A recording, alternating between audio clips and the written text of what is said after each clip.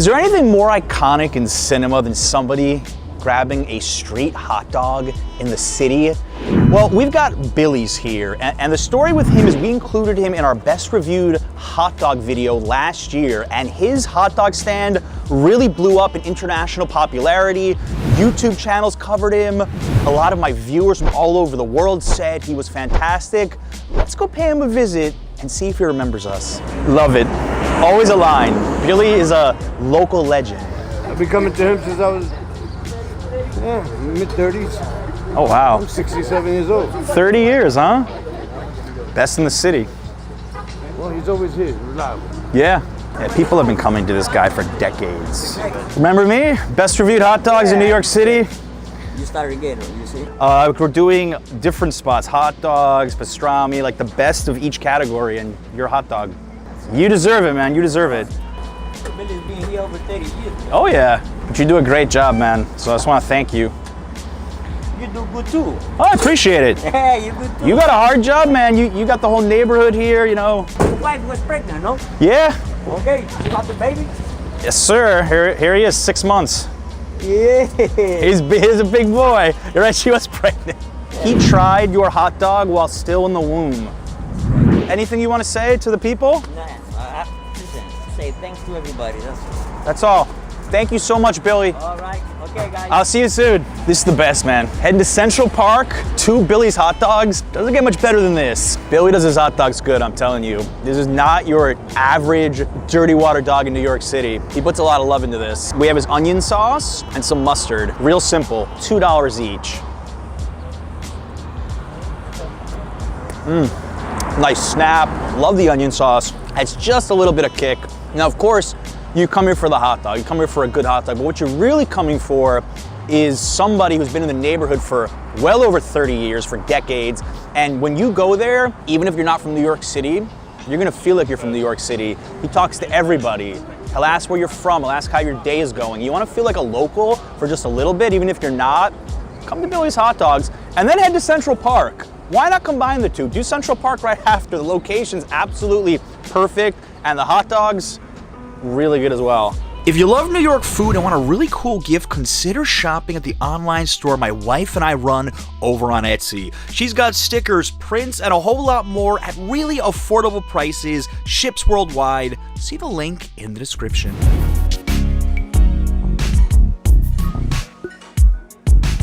The Jewish Deli, a New York institution. My viewers constantly ask me, where do you get a good pastrami sandwich? I always point them as Sarge's over Katz's for a more local experience. I love this spot. Want to do the number 3 corned beef and pastrami? Always get that, like every time. And a Doc Brown celery. Many people say just get a pastrami. I like to mix up the two when I come to Sarge's. So we have rye bread on top of coleslaw Russian dressing. Then we have some of the fatter pastrami on top of the leaner corned beef. So this is the ultimate Jewish deli sandwich in New York City right here. You're probably gonna need a fork and knife. I'm gonna attempt to get at least a few bites before this thing topples over.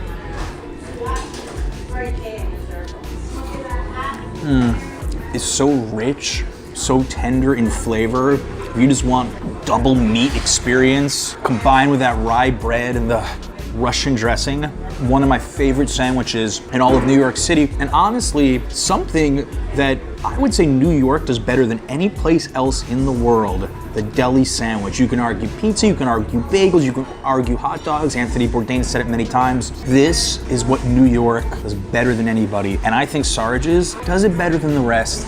My personal opinion, New Yorkers will fight you to the death on who their favorites are, but I'll tell you, I don't see a single tourist in here. I've had many of you out there call me out for not ordering Doc Brown's celery soda. I've actually never had celery soda. Oh, that's really good. I approve this pairing, but bring your appetite when you come here. Sarge's is interesting because for years and years they were open 24 hours, but after the pandemic, like many businesses, they do now close at 10 p.m. So you can't come here at 3 o'clock in the morning and try to fight a hangover with a big pastrami sandwich anymore. No shame using a fork and knife if you want to get your money's worth here. No shame. All right, that was the gut bomb of the video, but we've got more.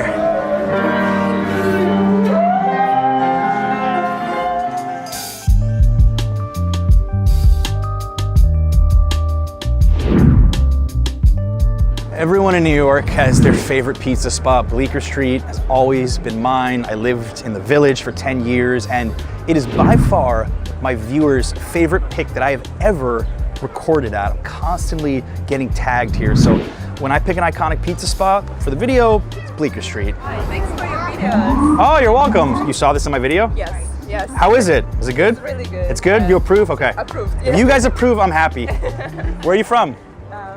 London, but originally Estonia. Ah, cool. Well, welcome to New York. They approve the pizza, I'm happy.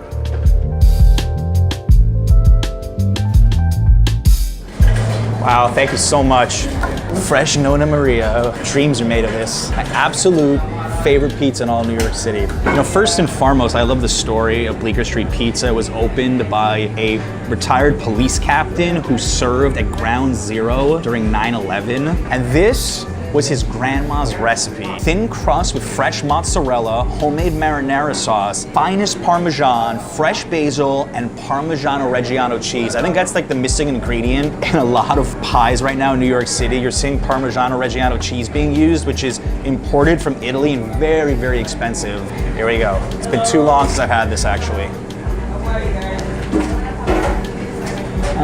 All of those premium ingredients together just hits different, I'm telling you. I'm not trying to compare this to your everyday New York City slice. That's its own animal, but this particular slice here, it's a specialty. It lies somewhere between the Neapolitan pizza and a regular New York slice. Holds up really well.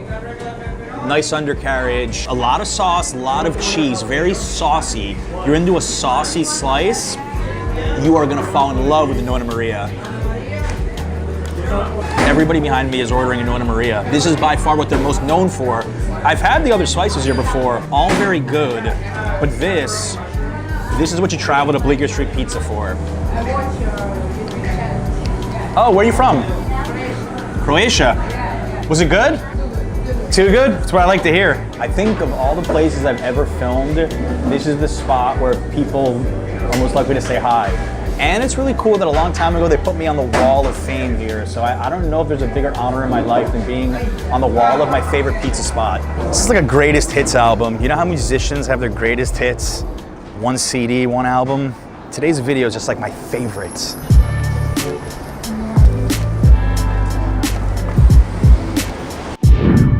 A lot of tourists I meet are obsessed with trying New York cheesecake. They run to spots like Junior's. Well, I prefer Eileen's special cheesecake.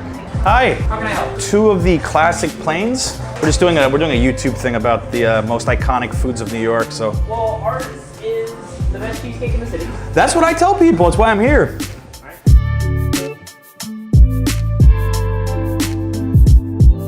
You know, they've been open almost 50 years for a reason. They were telling me in there that they actually designed these special cheesecakes to be this small for all the tour groups from around the world and tourists that come in. I mean, I'm always singing their praises as well. This is the plain, a lot of cream cheese, graham cracker crust. Makes it a little more unique. This is really the only dessert I possibly could have had after all the food we feasted on today. We will end with this cheesecake icon.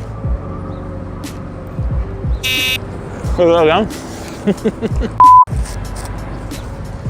So light, so creamy. I'm not the biggest cheesecake fan, but for Eileen's, I always make an exception. And I just don't think you have to make a special trip to eat cheesecake if you're eating some huge meal and then you gotta force yourself to have dessert. This is perfect because you're right on the edge of Soho here, so you're probably gonna be in the area at some point. Grab a quick dessert on the go and try New York's most famous dessert choice, cheesecake. They bake so many of these, so they're so busy, they're always getting a fresh piece. Tart-sized cheesecake, perfect for on the go, or you could eat it inside. Today, we'll be chowing down at 3 New York eateries that are absolute institutions in the city and have been around for a combined 242 years.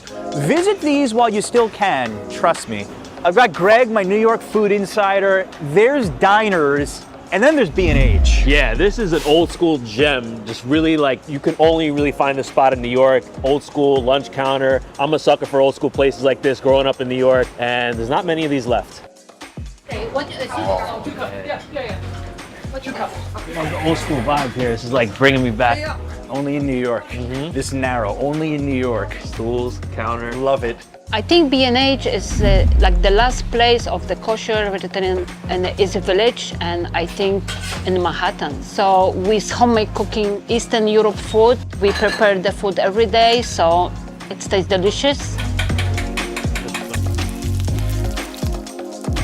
Cold outside, warm in here, some hearty soup. No better on a cold, gray, dreary day than some hot soup. You eat the soup? Okay, I check.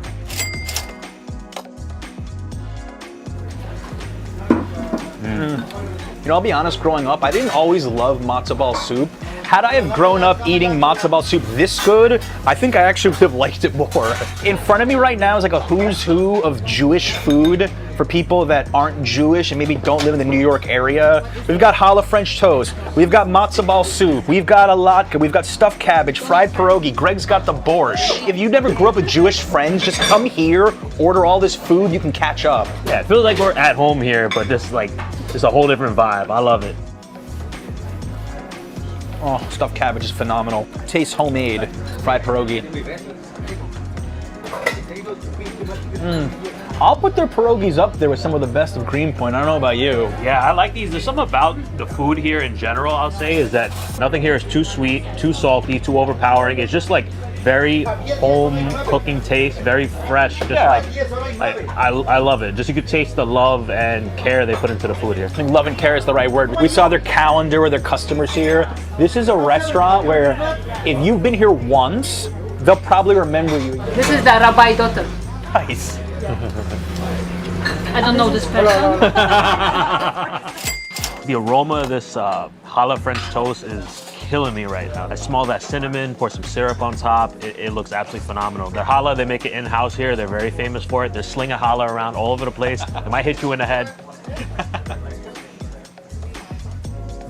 Got the nice eggy flavor, a bit of cinnamon. Not too sweet, so it's actually good to add a little bit of syrup for some sweetness. I love it, very fresh made.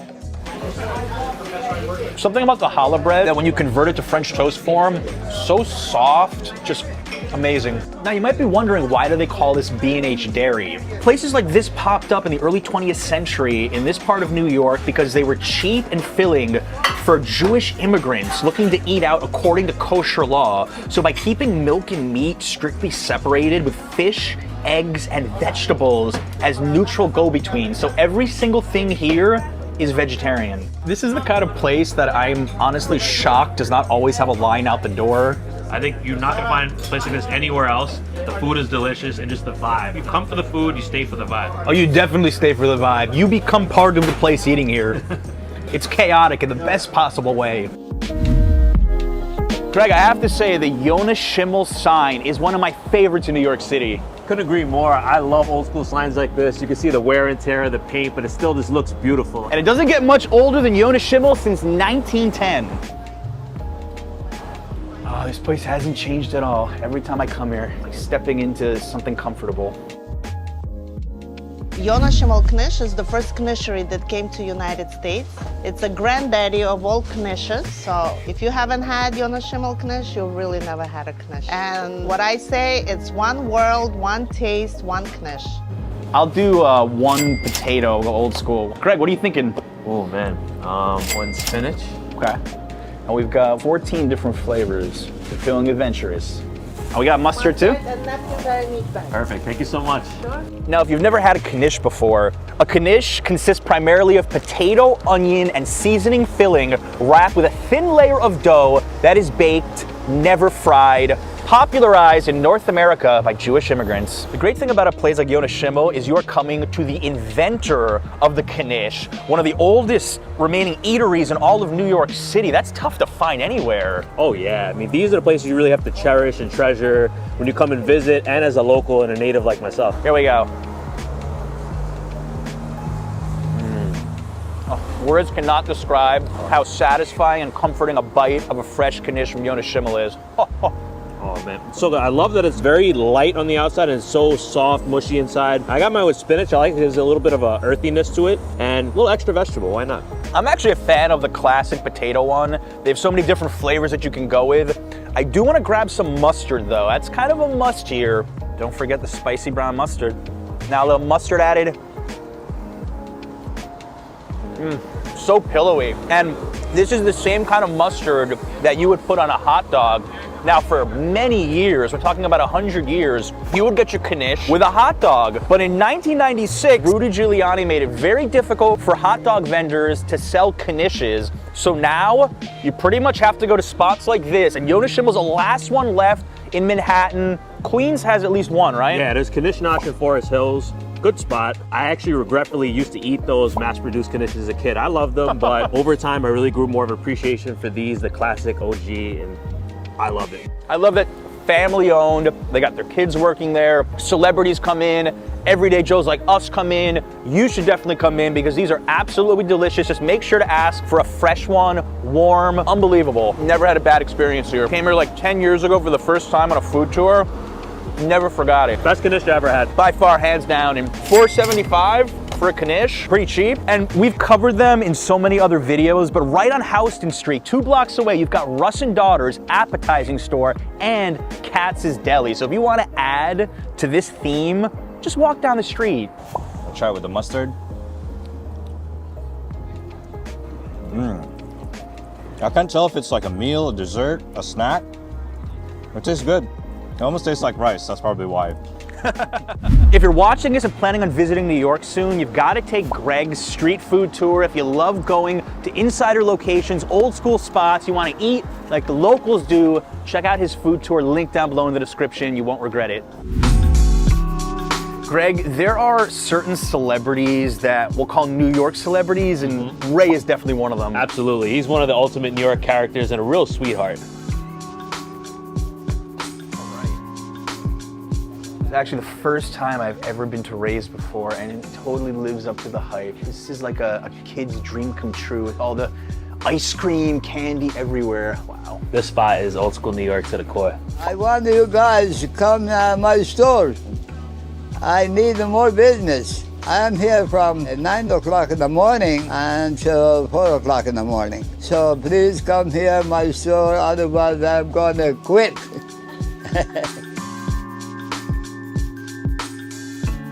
Could we do 3 egg creams? And then could we do 1 order of the fried Oreo?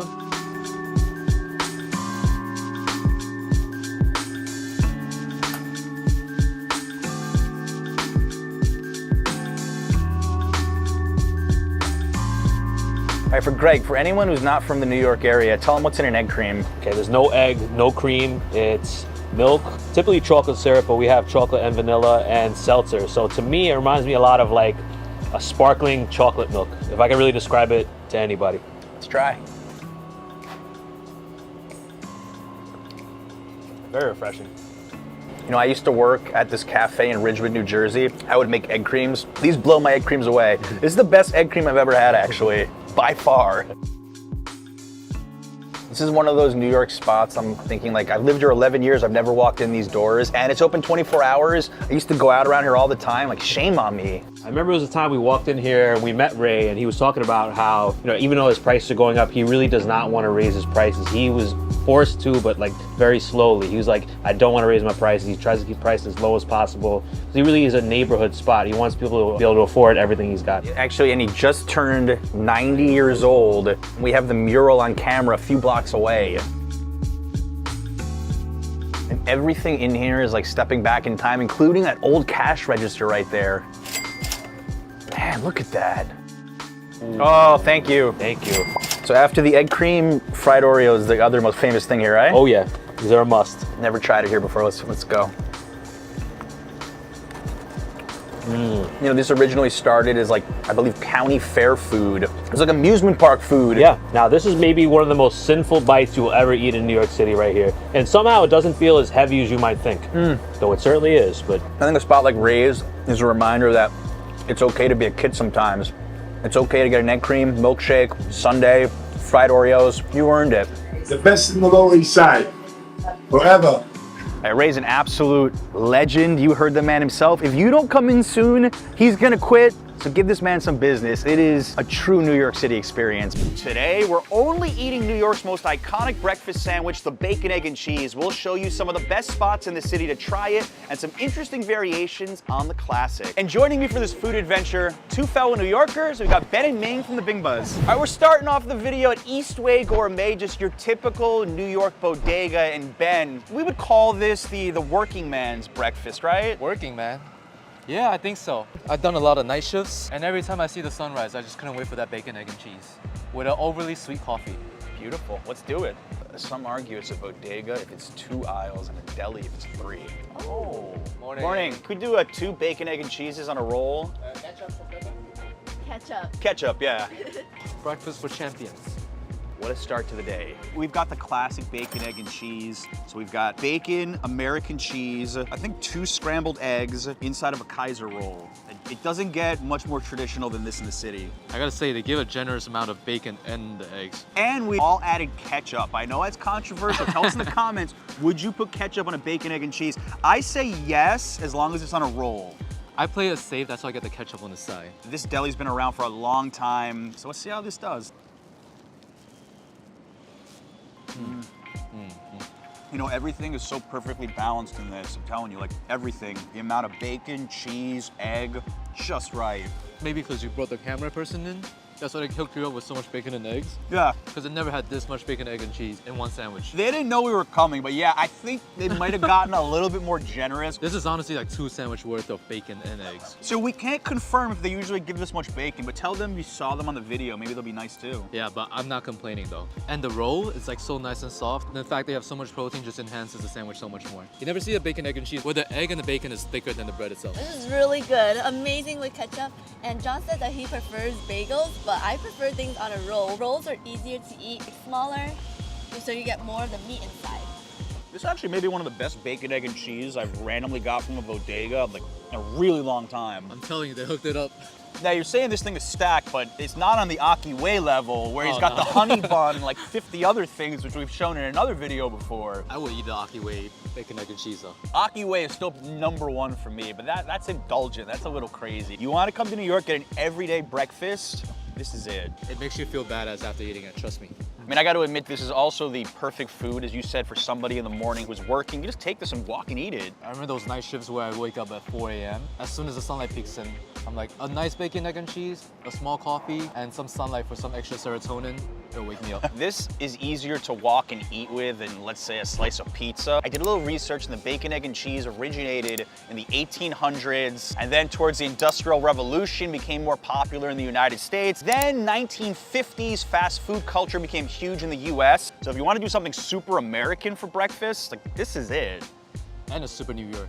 Ben, would you say skip the hotel breakfast and order this from a bodega? 100%. Why would you get the continental breakfast? You're in New York. It's true. Breakfast is one thing in this city that you actually can find pretty cheap.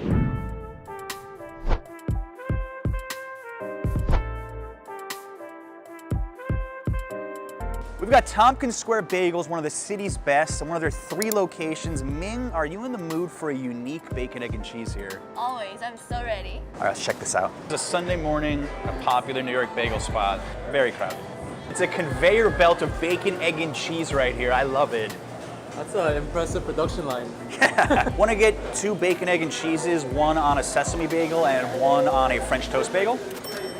You want your bagel toasted? No, that's it. Can I have your name for the order? John. Thank you. All right, Ming, I don't know if you can handle this. Oh, wow, it's like 50 pounds. Insider tip, head over to Union Square after Tompkins Square Bagels. Nice spot to enjoy. 2 bacon, egg, and cheeses on a sesame bagel and a French toast bagel. Sesame's my classic choice. You ever had a French toast bagel before? First time trying French toast bagel. I usually get the everything bagel with lox, so this is different. Very different, but every bagel shop in the city, you can get a bacon, egg, and cheese. This is my preferred method of eating this. Let's try it out. Cheers. Cheers.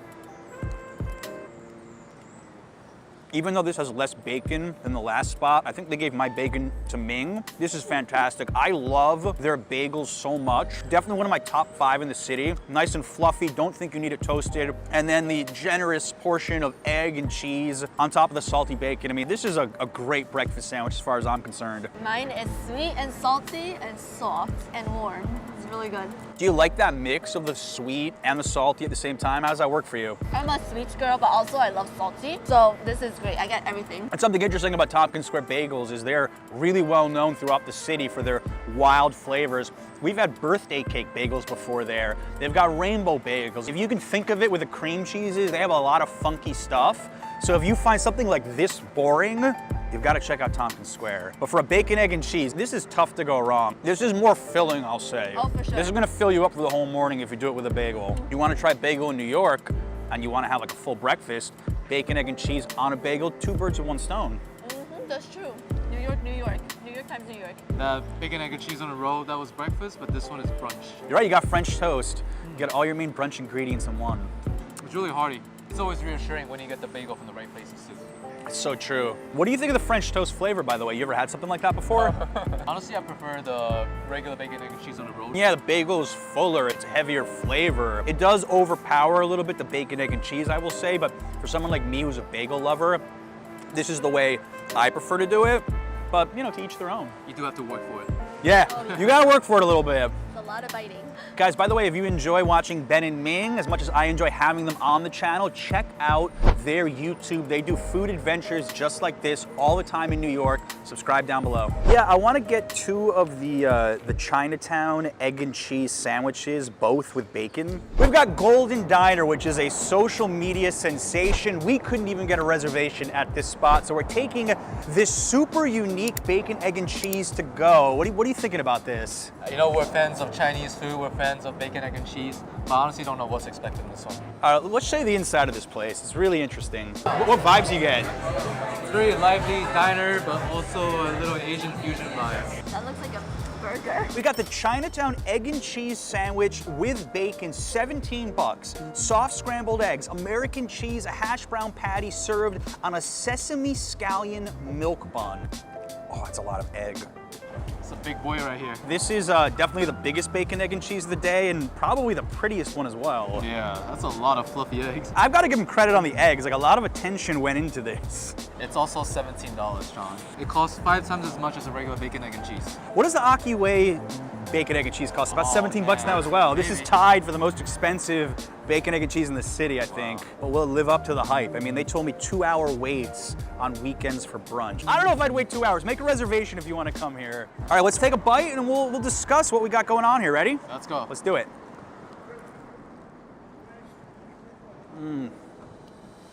This is just bringing like different textures and flavors to a mix that you don't think about with a bodega. Bacon, egg, and cheese, like how soft the milk bun is, the hash brown on top, which, you know, this is different. There was no hash brown on anything else. Even the eggs being super fluffy, this is incredible. I know it's a bad comparison, but I do like putting hash brown in my McDonald's McGriddle. So this kind of makes me think of it a little bit. This is gonna sound crazy. Do you think this is too decadent for bacon, egg, and cheese? Yes and no.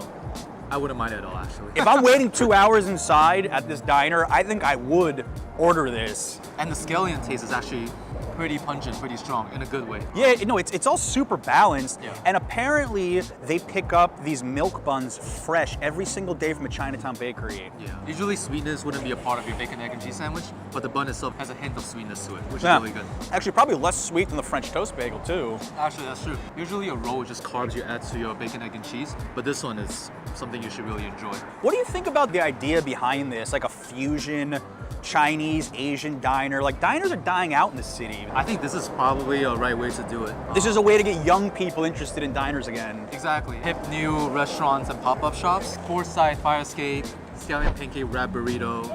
It's like all very unique, innovative ideas around food.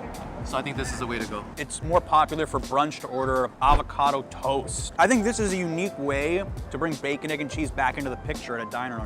Yeah, I wouldn't be too proud of myself eating an avocado toast in the public, but this one, you can be eaten proudly. Nobody wants to watch that video. We're not making that video. That's too healthy for this channel. I just feel like they've elevated most of the basic ingredients. Drop $1 worth of egg. I just dropped $1 worth of egg right there. We're talking about trends. I think this is a trend in New York, just elevating basic food items and turning them into something like this. I eat this every day if I win the lottery. Wow. Dropped another $2. Oh my God. Look. This is delicious. I love the hash browns. It's delicious. Eggs are so fluffy. This is really good. Would you pay 17 bucks for it though? Is it that good? I would pay for it, but I'd never wait 2 hours for it. I would pay for this if I had a reservation and we were eating indoors. I just think this is too nice to walk and eat on the street because every little egg you drop is a buck right there. So yes, I would definitely pay for this inside. This is by far the tastiest bacon, egg, and cheese of the day, but it's also no contest because of the ingredients. Yeah, the hash brown really elevates it so much. Love it. Crunchy, and then the eggs are soft, and you don't need ketchup for this. No, you definitely do not need ketchup. What do you think about that with New York, that you could find like every type of bacon, egg, and cheese imaginable? We went from bodega to bagel spot to expensive diner action. Oh, we're blessed. New York's the best. I love New York. You know what could make this one better? Be right back. What? This, Sean. Yo, that's what I Oh, this was the missing link here. Not a coffee in Arizona.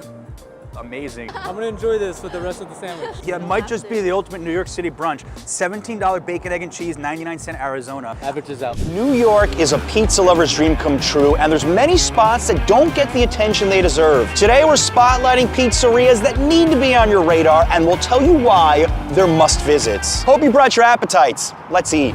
We've got Greg, native New Yorker and food guide, and our first stop, Amore Pizza. I mean, this is as old school as they come. Absolutely. This spot has been around for a long time in the strip mall out here in Flushing. If you're a Queens native of a certain age, you remember this spot had an arcade in the strip mall. Classic. All right, I'm excited. Let's get in there. No Apple Pay. It's good to know. Look how thin crusted it is right there. They have all those pies ready to go. Always fresh pies. High turnover. Yeah, good sign. We got 3 slices to go, please. It was as efficient as they come, I have to say.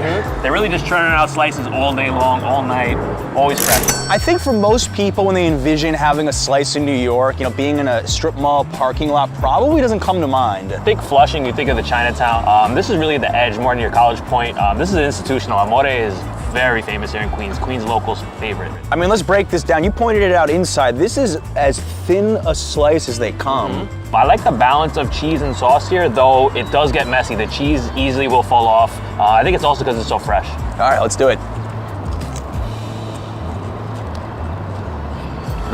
Every pie is fresh, every slice is fresh because they're churning them out nonstop. That's the first thing I noticed. Nice and crunchy, crispy. It's like crispy, but somehow a little soft at the same time. Yeah, exactly. Interesting texture. I like the sauce isn't too tangy, isn't too zesty. It really complements the cheese quite well. And just, the crust, it's just nice and light.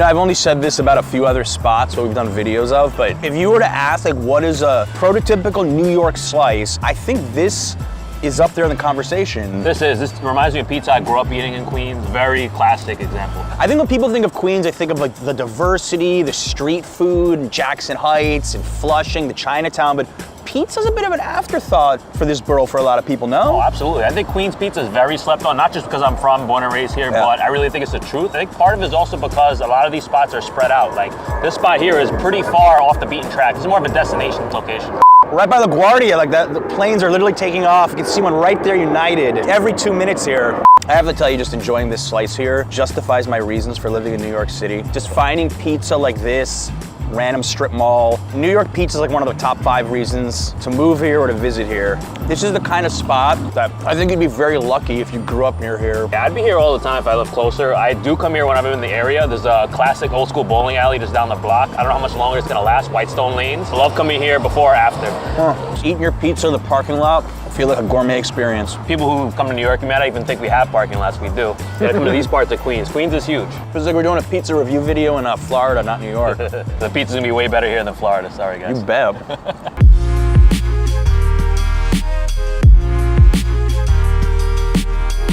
Greg, Louis is the kind of spot that you want to support because of who the owners are and what they mean to the community. Absolutely. They do so much for the community. They were here during COVID. Elmer's Hospital just down the block was really the epicenter of COVID here in New York City. They also had a very heroic act last year. One was being robbed outside the shop and they came and intervened and got stabbed in the process. Thankfully, are okay now, survived, but incredible, heroic. We haven't even gotten to the food yet. That's just who they are. All right, real New York heroes inside. Let's go. What's up, Lou? What's up, guys? How are you? There's very few pizzerias that are still owner operated, especially in the city. There's not so much anymore. You might have more in Jersey and other states that really put their heart and soul into what they do. I'm here 90 hours a week. I've given my whole life. I've given my blood for this place and for my neighbors. What do you think this spot means to the community? Oh, we're a staple, backbone, no question. I've known Greg for many, many years. I've known pretty much everybody who's ever come to my restaurant. Which type of slice you guys most well known for? Oh, we're very well known for our grandma slice. What you see here is a Sicilian style pie. It's fresh mozzarella, plum tomato, garlic, basil, Parmesan cheese. I've seen a lot of imitation grandmas, and they don't come close. Who are you through grandmas? That didn't move. Oh yeah. I have to say that the food looks fantastic, but talking to Louis, the owner, like that's a New York experience. I mean, this is really like, I would say, the definition of a neighborhood joint here. Greg, do we dare say one of the best grandma slices in the city that you probably haven't heard of? I might say the best grandma slice city I've ever heard of. I mean, this is personally my favorite. I've been coming here since they opened, 14 years. I get this all the time. I literally come in here, even if I'm ordering a steak, a salmon, a pasta, I always have to get a slice of grandma no matter what. I break this down first. Tell us why it's different than a typical Sicilian. So if you're not familiar with grandma slice, it's a big New York thing. A lot of times you see them much thinner. This one's actually a bit thicker. And when you hear thick, you might think of it in a bad way. It's not. The crust is very airy. It's light. There's fresh mozzarella on top. There's plum tomatoes, basil, there's garlic, there's Parmesan. So all those flavors fused together. I gotta tell you, I've never seen a grandma slice that looked quite like this one. That's a compliment. Like I feel like a lot of care went into the presentation. It's so easy to hold. No folding required. Nope. If your typical New York slice isn't your thing, it's a good option. All right, let's rock.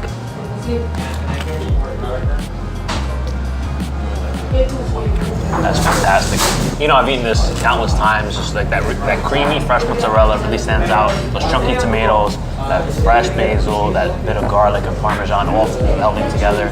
It's just like an explosion of flavor in every bite. I mean, you took the words right out of my mouth. I needed 2 bites to really figure out why I love this so much. All those things going on at once. I'm a big fan of like herby flavors. You really get that here a lot. I really like fresh basil and like fresh herbs. Yeah. I thought this was gonna be way heavier, way thicker, just looking at it, but no. Telling Greg off camera, it's like going to Luigi's in Park Slope, talking to Gio there. Same thing here with Louis. Great pizza, great owners, support their communities, and I can just tell there's consistency behind every slice here when you come. I can vouch for that. I mean, we've eaten countless grandmas. It's always on point.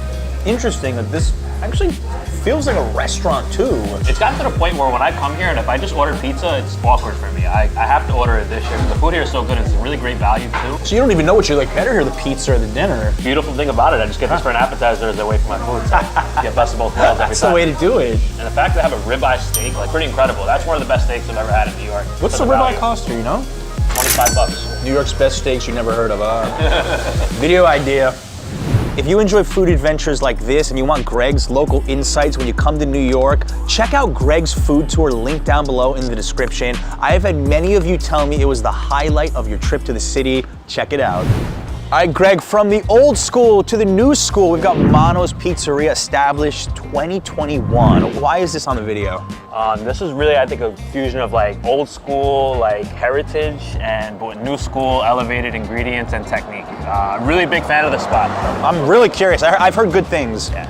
We get 2 upside downs and 2 manopellas. It's like Christmas came early with these colors. I'm very, very excited for this. We're at a fine dining Italian establishment outside. You don't usually see these kind of tablecloths on the street. I kind of like it. This place is so good that DoorDash delivery drivers will eat it first inside, then bring you your pie, okay?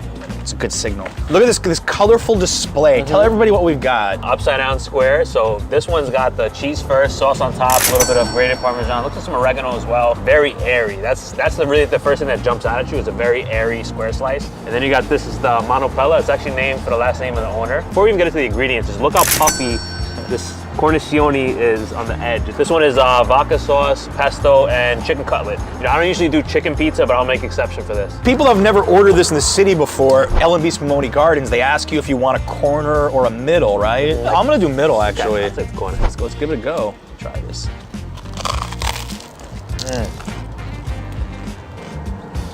Tomato sauce, that has a bold flavor in your face. And for someone like me that's really into a saucy pizza, this is good. Just the first thing you notice, that shatteringly crisp crust. Unbelievable how crunchy that bottom is.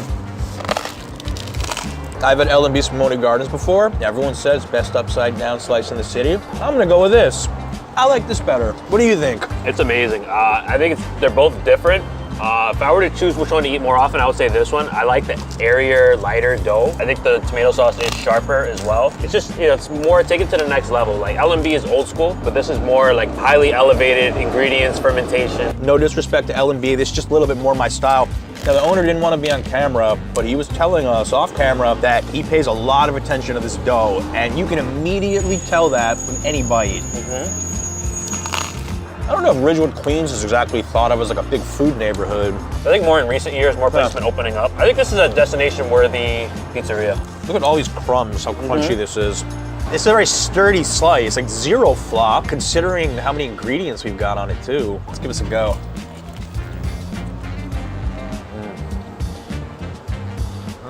That pesto just balances everything out. Pesto and vodka sauce, nice combination here. I like how thick it is on top too. You know, sometimes it should be like a little bit of a drizzle. This is a really thick pesto. Yeah. But I'll even tell you that the chicken cutlet is well seasoned and marinated as well. It's not just an afterthought here. I think you could put a lot of these ingredients in a sandwich. It'll be fantastic too. Same wavelength there. Yeah. What can't you do with a good chicken cutlet? I bet you he would make great bread. Like, just how skilled he is at making this dough, I bet you he would make a great sandwich bread. The dough is so well made and fermented that you don't feel so heavy in your stomach. That's the thing about all these new school shops is that way.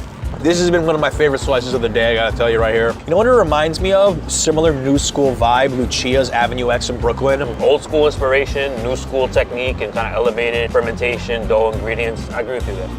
Check that out in our Brooklyn Pizza Guy. Did a really good video last year, including Lucia's. I think New Yorkers are getting pickier about pizza as well. You can't just open up a dollar shop and expect people to show up now. When you have pizza like this in New York, I don't even want to waste my stomach space on dollar slices, I'll tell you. It's funny because most of the native New Yorkers I meet, they want nothing to do with dollar pizza. I get it, trust me. You know why? Because old school good pizza like we had like at Amore, for example, that used to be $1 for a slice back in the 90s. You're right.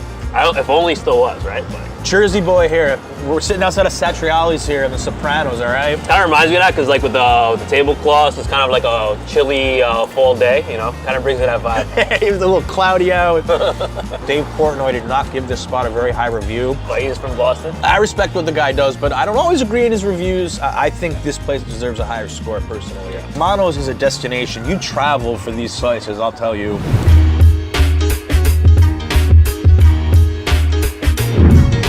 I gotta tell you from the outside, if I didn't see that pizza sign, I would not think so was a pizza shop. Very low key. Filomena's is one of your favorite spots in the whole city. It really is. Yeah, I've been coming here. I think they've been open about 4 or 5 years now. They got a really nice variety of pizza here. The dough is really some next level. Excited to share with you guys. Let's get it, man. What's up? How are you? Good, how are you doing? I want to do one of the Jersey Shores and a classic. You got it. Do the same. So we put a little extra attention in detail into the dough. We ferment our dough 72 hours so that way it releases all natural enzymes in the flour so you can digest it a little bit better. And we also put a little extra water into the dough so it gives it nice light and airiness to it. And now my mom has a problem with digesting dough, so I thought it would be like something that would save her from not eating bad bread or bad pizza, something she could digest. And she can digest my bread and my pizza dough. You see me here at 2 o'clock in the morning, 9 o'clock in the morning, I'm here all the time just touching this stuff. I make the square dough and a round dough. You can taste the difference in the dough. It adds to the flavor of the actual pizza itself. Dude, thank you so much. Thank you. All right. Man, hearing Dave talk about pizza, it's like a professor. He really is so passionate about dough. Like when he says he's here at 2 a.m., he's here at 2 a.m. Jersey Shore square slice. I mean, Greg, this is basically like a sausage and pepper hero in pizza form. On a pizza form, and this really light square dough. Topped it off with a little grated Parmesan fresh. One of my favorite slices here to get. You know, the square is always a must order here, and I think this is my favorite of the squares. Besides the special vegan square that they don't have today. I've actually never seen a slice quite like this one before, so I'm excited. Let's try this.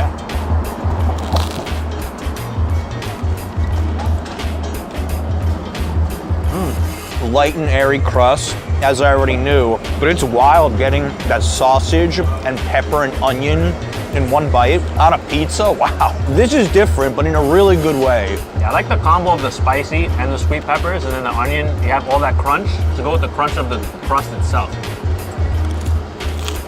I don't know what I'm admiring more, the pizza or the sausage and pepper flavor. It's like a tie right now. You can tell Dave knows his dough. Just after 2 bites, like I can tell. I'd say the lightest square slice I've ever eaten is from Dave. And don't sleep on the grated Parmesan cheese. It's like the cherry on top of this amazing slice. This smells like a mix of the Jersey Shore Boardwalk and the Feast of San Gennaro. And if you can visualize that and smell that, you're gonna love this pizza. All right, Greg, slice number 6 of the day. I mean, if this wasn't my job, I would say this is probably not the healthiest idea for one day, but we're troopers. I was just here a couple weeks ago. I ate 5 slices in one sitting, and I didn't feel gross afterwards. So that's all you need to know about Philadelphia is that you can eat as much pizza as you want here and not feel gross afterwards. That's how well fermented the dough is. That's how light it is. That's how much attention and care is put into the dough. Grated Parmesan, a little olive oil on top, and fresh basil, which I love. Bring it all together. You know, the cheese, tomato sauce, a little tangier flavor, I have to say, compared to some of the other spots we've been to, but I'm liking it. I think that grated Parmesan really comes in, adds that nice layer of umami to this, and a little bit of the olive oil, that fresh basil. And then the crust itself, actually with a pizza like this, I like to eat the edge kind of early on. A lot of love goes into these slices. Man, we've been saying that all day, but most of these spots anyway. It reminds me of like an old school slice growing up, but elevated. You have that more of the sourdough flavor. What do you think of Sunnyside in general as a food spot? I think Sunnyside's a pretty underrated food neighborhood. There's like quite a amount of diversity here. I mean, this is one of my favorite pizzerias in the whole city. There's a really cool Bolivian restaurant nearby. There's a Lebanese restaurant. There's Turkish. There's Romanian, Paraguayan restaurant over here. You have a lot around here. That's a great thing about coming to Queens on a food tour. Yeah, you can find like amazing pizza, which it doesn't get enough credit for, but then Latin America and Asia got you covered on all fronts. Pizza European, you name it. Like I'm not a vegan, but I come here just for that slice. Yeah. You want to say anything on our video? You want to say hi? Actually, I was in the bar stool once. This guy is like the quintessential pizza master maker, working his butt off. He's making dough every freaking night of the week. But it's legit. It's one of the best pizza places in Sunnyside, and honestly, in Queens, 100%. I mean, like it rivals the Brooklyn slices. Sunnyside's the best. New York has many iconic places to eat, but are they actually worth it? Today we'll take you to some Big Apple classics and see whether or not they live up to the hype and if you should skip them or not. Here we go. I got Mike here, born and raised New Yorker, and we're starting this journey at Russ and Daughters, and this is pretty much as famous as it gets for a New York bagel and New York appetizing store.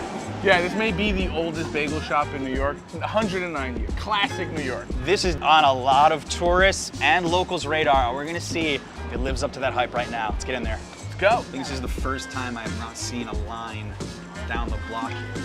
How do you feel walking into Russ and Daughters? You know, this is like what I grew up in. Like stores looked like this, they felt like this. You don't see much of it anymore. No, appetizing stores are a dying thing in this city. I think this is a throwback, just seeing all the fresh fish that you can buy right here, appetizing items here. And amazingly, it's mostly young people in here. That's what impresses me the most. A lot of young people. They know better.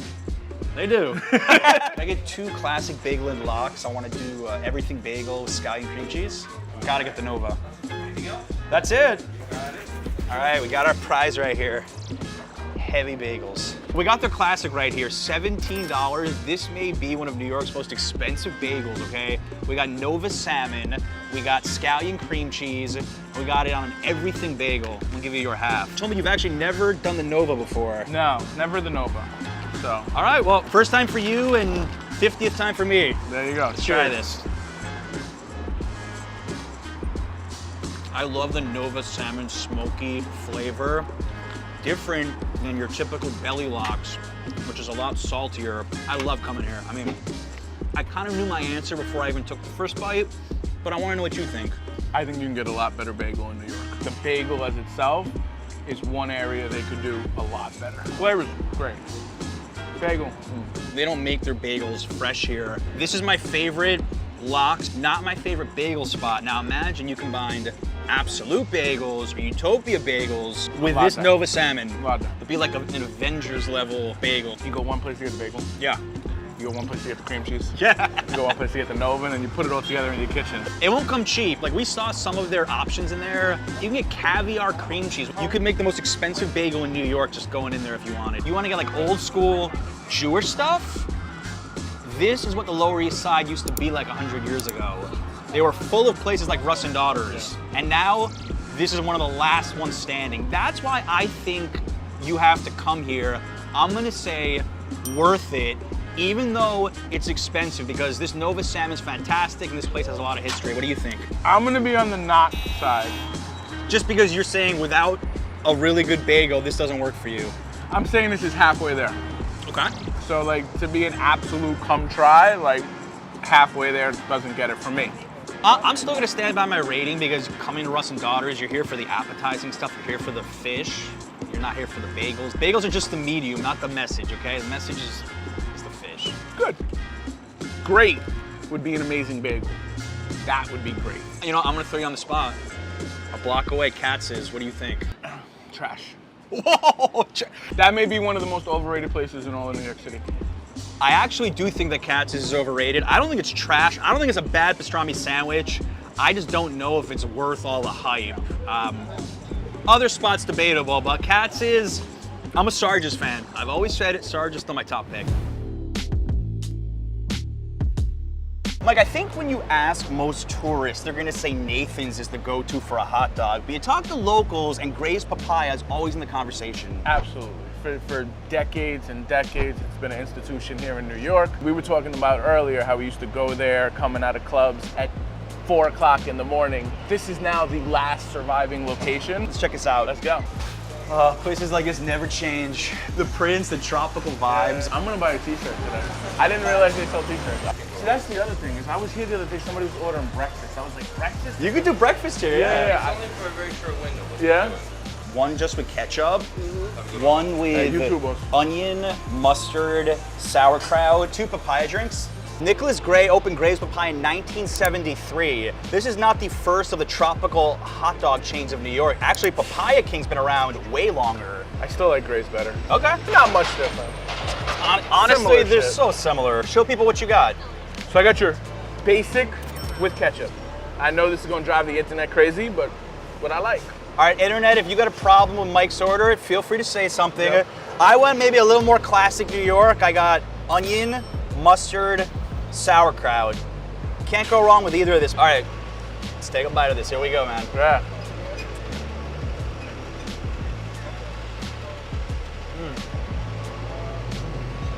Man, this tastes the same always to me. Like nice snap, any time of day. This is great. I don't know. I'm just such a fan of Gray's Papaya.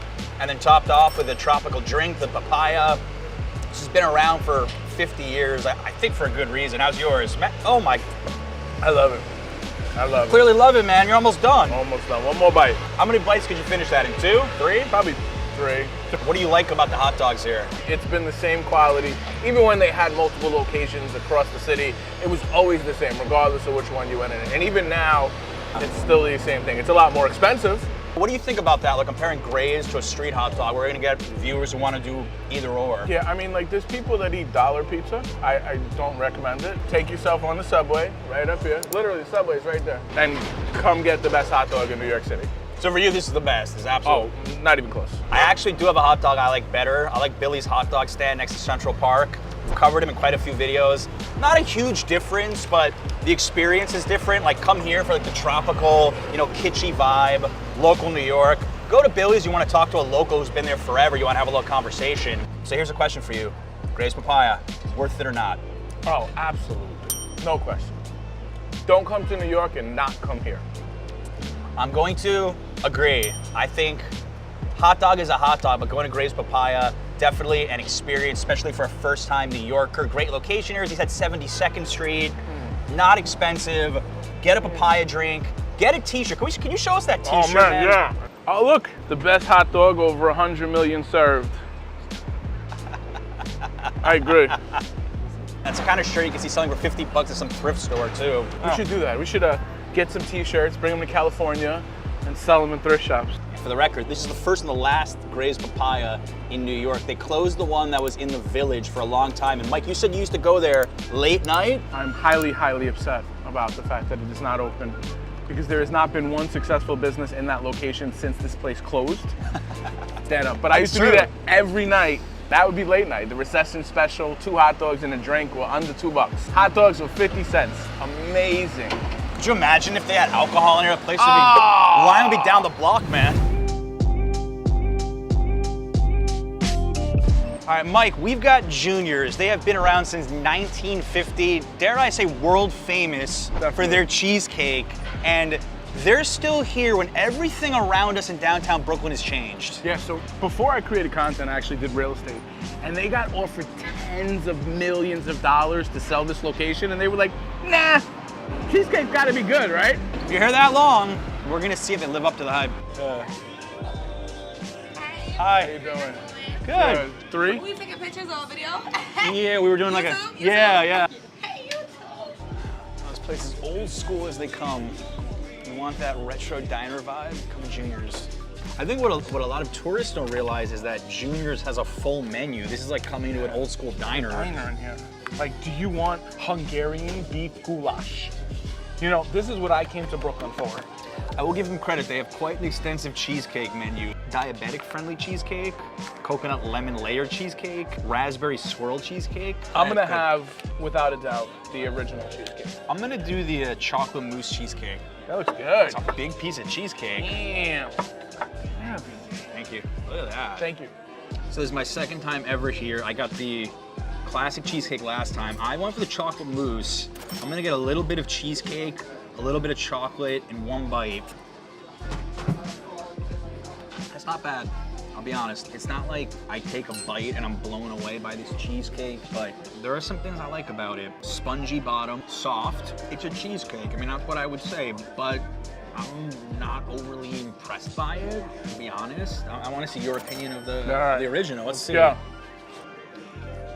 It's all right. I mean, it's not where I would come for cheesecake, personally.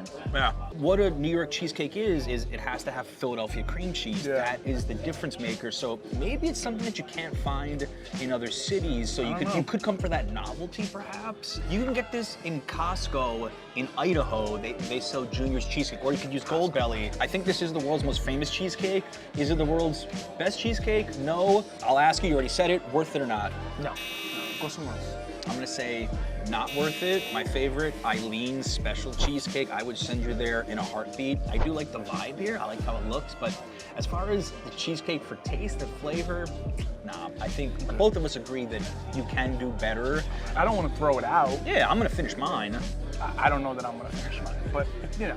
I've also heard that the red velvet is very popular here, so I think our take would be, if you did end up at Junior's in Midtown or here, go for one of the flavored ones. This is a bagel, one of New York's food icons, and today our mission is to visit the most popular bagel shops in the city to find out just why they're so good. From the classics to wild flavors, we're gonna take a bagel tour you won't soon forget. Let's go. We're starting this journey in Whitestone, Queens, where my co-host, native New Yorker Greg, you've been coming here for years. Why Utopia Bagels? There's something special about these bagels. I think they're the best in the city. Just the technique. You're gonna see what it's all about. There's nothing like Utopia Bagels. Well, it's definitely a lot more space than Manhattan Bagel Shop. Look at that production area. It's crazy. A lot of people working. My name is Jesse Spellman. I'm the co-owner at Utopia Bagels. Welcome to the shop. We go through about 70 to 100,000 bagels a week. So that comes out to about 10 to 14,000 bagels a day, all hand rolled. Utopia Bagels opened in 1981. This side of the store we took over in 2014. You know, we're always looking to do new ideas forever and do crazier options. We do a giant pizza bagel, as a lot of you may see now. So we don't teach any timers or anything like that. It's all about feel and eye. So once they get on the seed boards, then we seed the top of them. So the boards go in the oven and they get one rotation around this oven, and then we flip them off of the boards onto the slate. That's how they get the crispy bottoms. This specific oven, it's a Middleby Marshall from 1947. Definitely the only one left in the city, that as far as I know of. Fresh bagels at Utopia is our motto. You come in on any day, 4:30, 4:45, we close at 5. You're still gonna be able to get a hot bagel out the oven.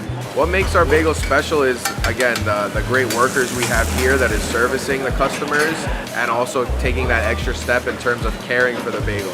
The Bag of Bagels adventure is about to begin. We saw everything being made. You can imagine how hungry we are. I'm starving right now. Excited to see what you think of it. You're a Fairlawn bagel guy. I'm a Jersey bagel boy, so I grew up with amazing bagels in my hometown of Fairlawn, New Jersey. We're going simple to start. I got an everything with scallion cream cheese. Got egg everything, so basically the same, but with the egg bagel, everything seasoning. Not easy to find these. My favorite bagel here to get. And the first thing that strikes me, they're not that big. A lot of New York bagels are way puffier. Yeah, it's a lot lighter. It's not so much of a gut bomb usually, which is nice. right, let's give this a go.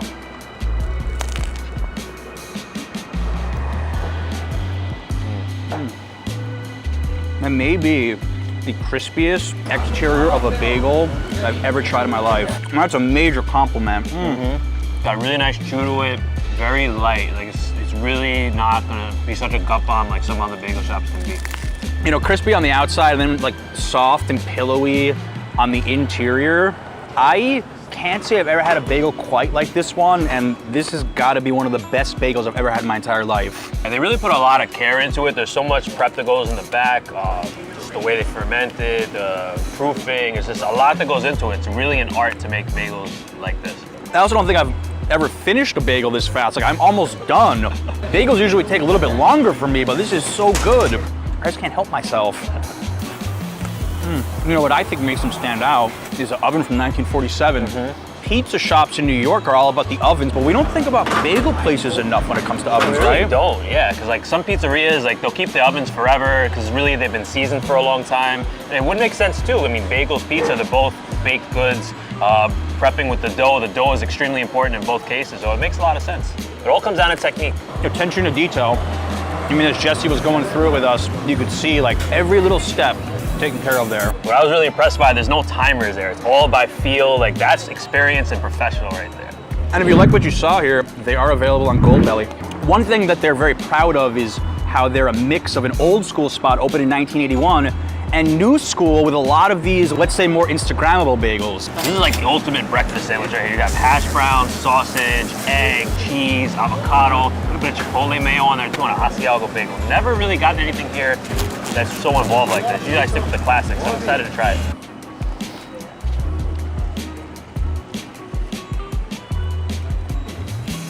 It's really a whole breakfast in one sandwich.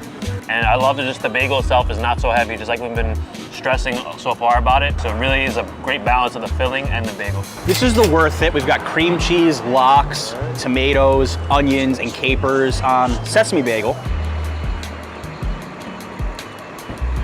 You know, for a spot so well known for their bagels, their lox are actually really, really good. Like not overly salty. Obviously, you have an amazing bagel to go with it. The worth it is absolutely worth it. They have these incredible bagels, and then you can order all sorts of varieties for lunch or even for dinner. There's actually an excellent Szechuan restaurant directly across the street here called Legend and Taste. We've had a full family-style meal there, and still come here afterwards for dessert because if you're in this neighborhood, you gotta go to Utopia. As long as you're here before 5 o'clock, you gotta do it. So that was dessert. And Jesse was telling us that some old timers come with suitcases, bring their bagels to Florida to last months. One day, a gentleman comes in, he goes, "Hey, what's going on? I'm from Dubai, just came here, want to try the bagels." And I'm like, "Did you come here just to try the bagel?" He goes, "Yeah, I'm gonna get the bagels and fly back right now." And the guy, he had nice clothes on, nice watch, decked out, and walk outside, sure enough, there's 9 family members, all from Dubai, like excited, trying the bagels. Crazy the type of people, you get to come from all over. That was the best bagel I had in my entire life. That was. Really? I said that on camera too. Oh, he knows, is, man. He knows. Absolute Bagels, as old school as they come, just an icon here in Upper Manhattan. Oh yeah, this is the Upper West Side staple right here. One of the best bagel shops in the city, I'll say, along with Utopia. An important note, bring your cash only.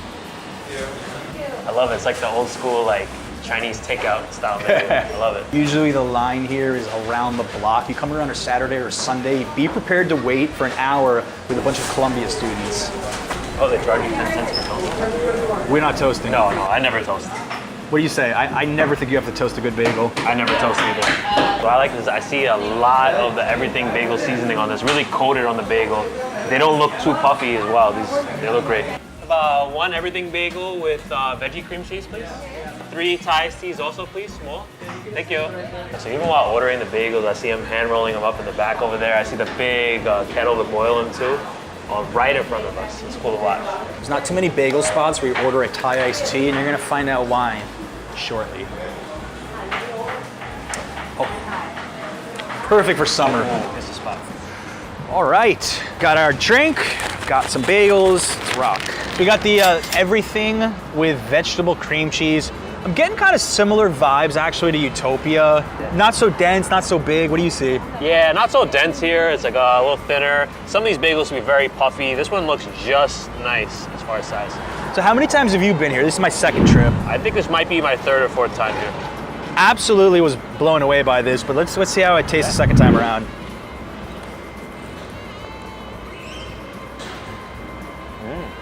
Very chewy, very crispy on the outside.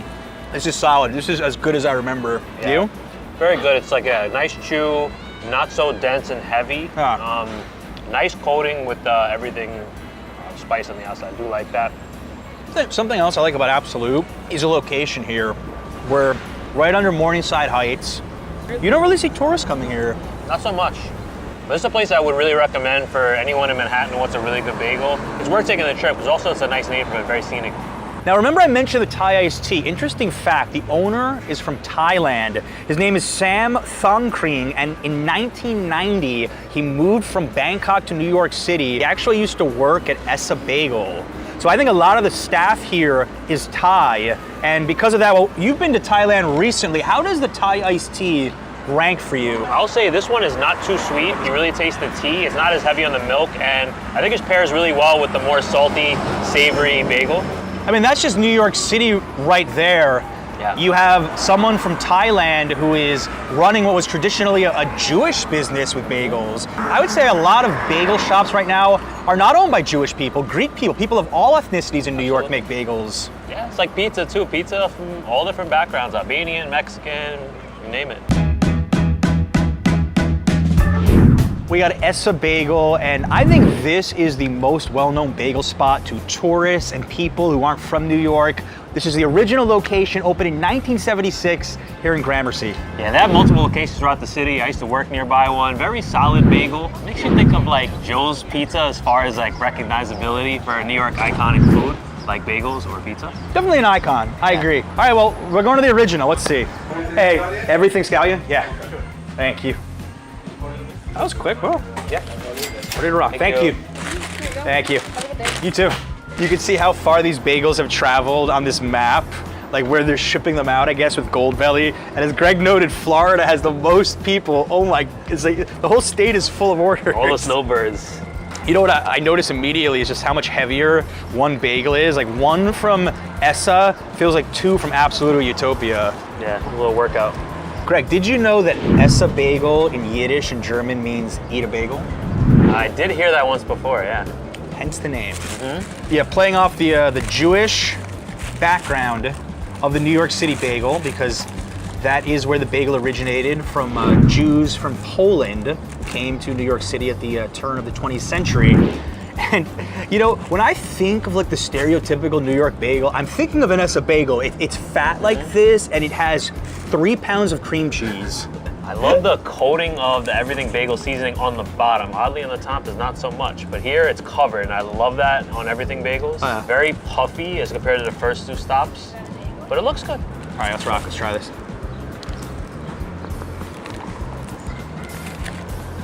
Definitely a lot softer and doughier than the other 2 bagels we had. No, everything bagel seasoning is a little more on the salty side here, though there is a lot of it. I do like that. I do like the chewiness and a bit doughy, but I'm really more into the lighter bagel, I would say. Yeah, I think this is like more what you're typically gonna find in New York, this style of bagel, again, especially with this much cream cheese, if you don't say anything, but I think it's perfectly fine. This was the first bagel you ever had in the city, and for a lot of people it is. I've been to the Midtown location, and the line was insane. This is the original. We came in the afternoon on a Monday, so not that many people, but you know, they get a lot of return business for a reason. They definitely are in like Midtown area down here. They're a very solid option, I would say.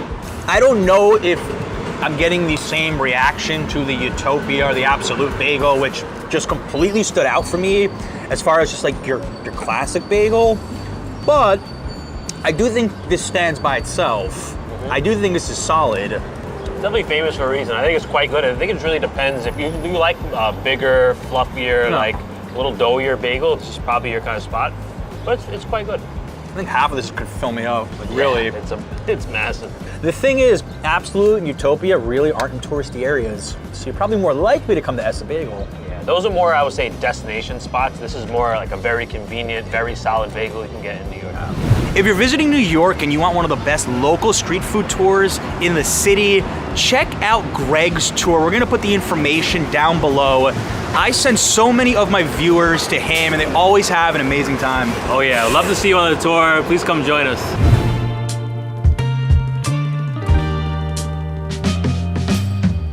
Tompkins Square Bagels, opened in 2011, named after Tompkins Square Park, just 1 block away. And I would say this is the hipster choice. This is the really popular East Village option. Yeah, all over social media, you definitely see the rainbow bagel. They're very famous for that. And a lot of other sweet bagels and other funky combos. Probably the funkiest bagels we'll eat today. 33 different types of cream cheeses. That's where we'll start. You'll see the rest. Oh, it's big. Definitely feel like we're in the East Village. Yeah. Hi, we're looking for Frank. Yes, we all are. My name is Frank Russo. I am the district manager for Tompkins Square Bagels. We have about 33 to 40 different spreads. We created a lot of these just from trends, comments, people wanted different things, and we came up with our own recipes. All the cream cheeses here are made in-house. My men aren't deli guys. They're food stylists. They're sandwich artists. They just don't make it, they create it. I'm curious, you ever have people who look at these flavors that are like, no, you can't put this kind of sweet stuff on a bagel like they're traditionalists. What do you say to them? They don't know the kids at NYU. They're old timers. They like their old cream cheese and lox. That's it. No, nothing else. You know your audience. Yes. Yeah. The people that come here are the ones that really love the bagels and the actual oddball stuff that we serve. Okay. One of our classic favorites. It's the French toast bagel with birthday cake cream cheese. Now, the birthday cake cream cheese is basically like a sweet cream with funfetti sprinkles. Plain bagel with walnut raisin cream cheese, chocolate chip cookie dough, and on a French toast bagel. Growing up in Fair Lawn, New Jersey, I think I would have been really interested in trying bagels like this as a kid. Now, he was telling us that the NYU students are in love with these wild bagels. French toast with birthday cake cream cheese. You got the cookie dough, chocolate chip cookie dough cream cheese. So this is completely putting some of those flavors we had like on their sides right now. We're going from very savory to very sweet. Go from very traditional to very non-traditional. And I'm here for it. You know, Pamey is one of the people who's more of a skeptic initially, but seeing it and smelling it, I'm actually very excited. Let's give it a go.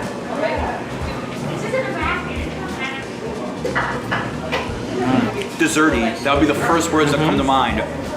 Like, serve this at a party afterwards, I don't know. Even for breakfast, if you're looking for something sweeter, yeah. The birthday cake cream cheese, it's sweet, but it's not like overly sugary. It literally tastes like I'm just taking little pieces of a birthday cake. You're taking off the layer, the cream. And this French toast bagel, I know he said it's brioche. I really taste that. I taste a bit of the cinnamon in here. So it's pretty cool. It's a pretty cool riff on like a French toast breakfast, but in bagel form. The bagel itself is quite billowy, soft. I really like it. I think it pairs really nice with the sweet cream cheese. I'll say it's probably the first sweet bagel cream cheese combo I've ever tasted that I enjoyed.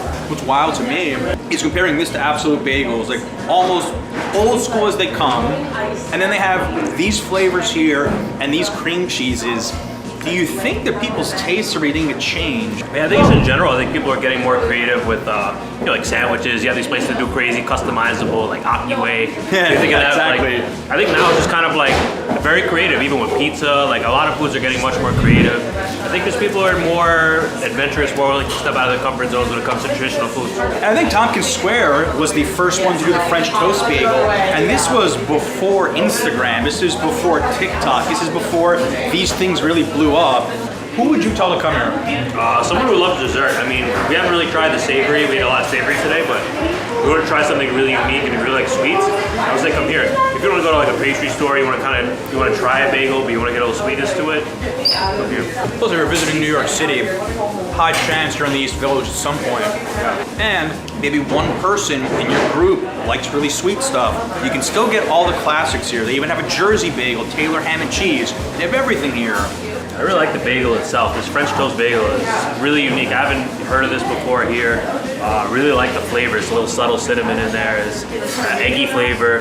Very nice. I had certain expectations for all the spots, especially Utopia and Absolute, but I would say this was the biggest surprise. I did not expect to like this sweet dessert type of bagel as much as I did. Same here. I'll actually say that Tompkins, this is the first time I've ever been here, and I'm just really shocked in like a pleasant surprise kind of way. Like, I usually don't go for sweet bagels. I'm very much a traditionalist. Like, the funkiest I'll go maybe some Chipotle cream cheese on a bagel because I like that flavor, but I will rock with these sweet ones. I actually tasted a little bit of the espresso cream cheese, which is amazing. If you're a coffee lover, really like that one. New York City, home to 1,600 pizzerias, and while everybody has their favorite, few really mention bad spots. Today we'll be visiting New York's best and worst rated pizza place to see what the extremes are really like. We are not gonna name the worst rated pizza spot. We're gonna try to hide its identity. This way we can be as honest as possible. Our worst rated spot has a lowly 2 stars on Yelp, with a majority of people giving it only 1 star. These reviews are pretty brutal. Brace yourselves. Truly a horrid experience. The second we walked in, the entire staff was so miserable that it took literally 20 minutes for them to even put our 2 slices in the oven to warm. This place is a tourist trap. It looks nice visually and has a bunch of nice seating options, but the pizza doesn't taste good and everything is incredibly overpriced. This is the best one. Anytime you want to pay $9 for a single slice of average pizza and watered down Coke, this is your place. Leave this place to the door so they can go home and talk about how expensive it is in New York, except that you pay here twice. Once with cold hard cash, then again with a little bit of your soul. We're going in, folks. Did I get 1 cheese, 1 pepperoni, and 1 buffalo chicken? I brought along some backup. We got Sifat, Action Kid, fellow YouTubers. Are you guys afraid to try the pizza?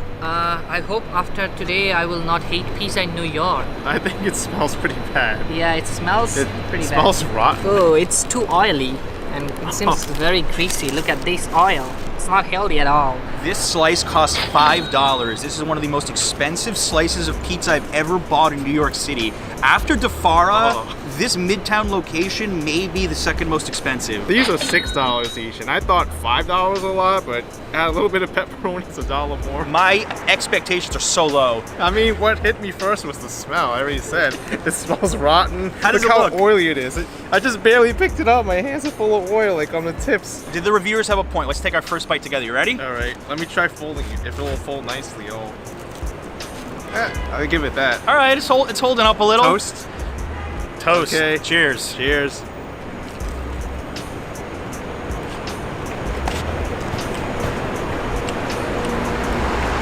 Is this even cheese? This is the weirdest crust and cheese I think I've ever had in New York. Even, I think, worse than some of the dollar pizza spots I've been to. The cheese almost has no flavor to it. The texture of the crust is just like crunchy in a way that you wouldn't expect for New York pizza. Kind of tastes like cereal. You go to some mall in Middle America, some old mall food court that has a sign that says New York Pizza. This is what you get, and I think their pizza might be better. You know how they say Domino's is pretty bad, it tastes like the cardboard box? Well, it tastes like the cardboard box plus rotten cheese. And I don't know, this pepperoni is like overcooked, it seems stale. I mean, just look at it. If I hold it like this, it's falling apart. That's a pretty tough act to follow. You've got to be shaking in your boots right now. Let me give a bite, small bite of this pizza. That was a baby bite. You didn't even want anything to do with this. The only thing I like here is that white sauce. That's it. The chicken, as I said, it's not that well cooked and it's a bit dry. Crust, I mean, look at this. It's literally burned right here. It's too hard. How could people can eat this? It's not recommended at all. My crust was undercooked. Yours is burnt. Overcooked. Yeah. Where's the consistency? It's already burned. Here? There is no consistency of There's this. no consistency. This is how much we actually ate. I got almost half. Sifat, 1 bite. Action Kid, 2 or 3 bites. $1.50. These little waters. Perhaps this is the biggest ripoff of them all. Do you think dollar pizza is better than this? Definitely. I got a place. All right. Love their pizza, and they got the best dollar pizza in town, I tell you. Can I get 3 slices, cheese? Ooh. Very busy.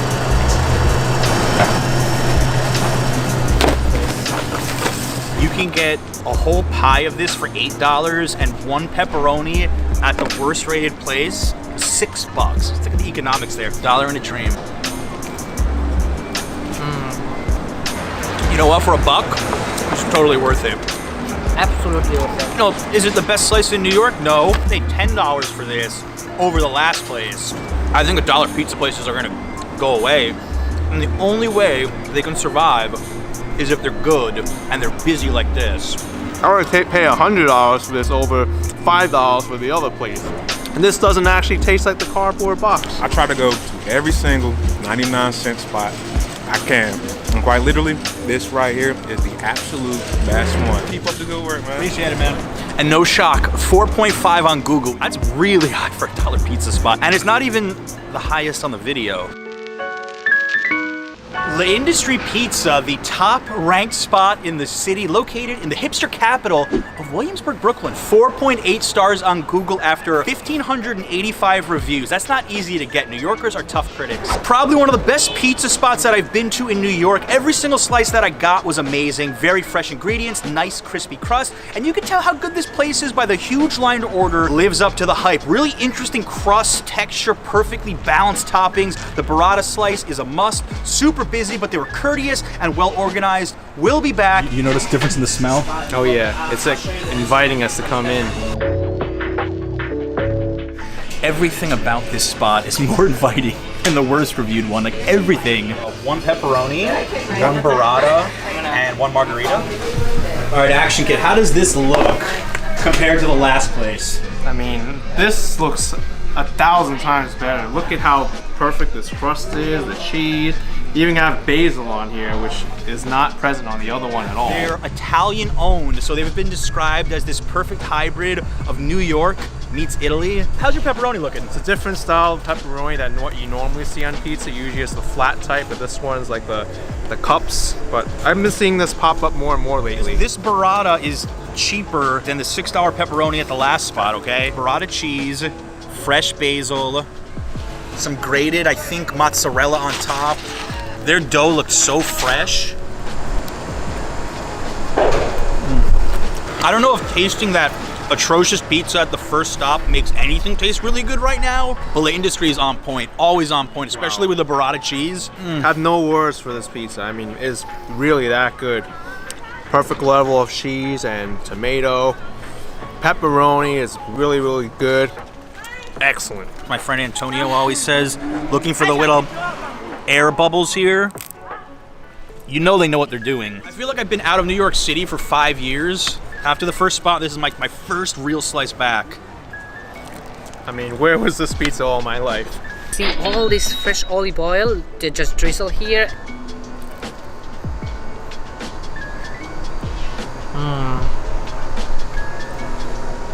This is what you call the New York slice, definitely. The cheese and everything, the combination of whole pizza makes you feel like you are biting it from a heaven. It's absolutely amazing to see the top and the bottom of the New York pizza review game. It's like 2 different worlds, like 2 different cities. I'll give this a 5 out of 5, no 4.8s here. There's no 4.8s to 5. New York City is full of iconic places to eat that you've seen in the movies, TV, or just on your friends' Instagram feeds. But are they all actually worth the hype? Today we'll be visiting New York's most popular tourist eateries to see if they're overrated. This is New York's oldest running deli, established in 1888. It is iconic. 2 different locations, and it also may have New York's most expensive sandwich, the pastrami on rye, $26. This is pretty much the one spot in New York City you're guaranteed to find a line, like any hour. We've got Greg with me, my food insider, native New Yorker, and Katz is one of the most iconic spots for you, right? Oh, legendary. One of New York's ultimate institutions. One of my favorites. I love it. It's a very polarizing sandwich. So let's see. Step all the way down, guys. Everyone gets a ticket. You will need that ticket. Do not lose this ticket or they'll charge you, I believe, $50. Forget waiting in line for an observation deck. This is way more fun. And more delicious. Smells better too. Can I get 2 pastrami on rye with mustard? 2 root beers, 2 Doc Brown cream sodas. Sneak peek.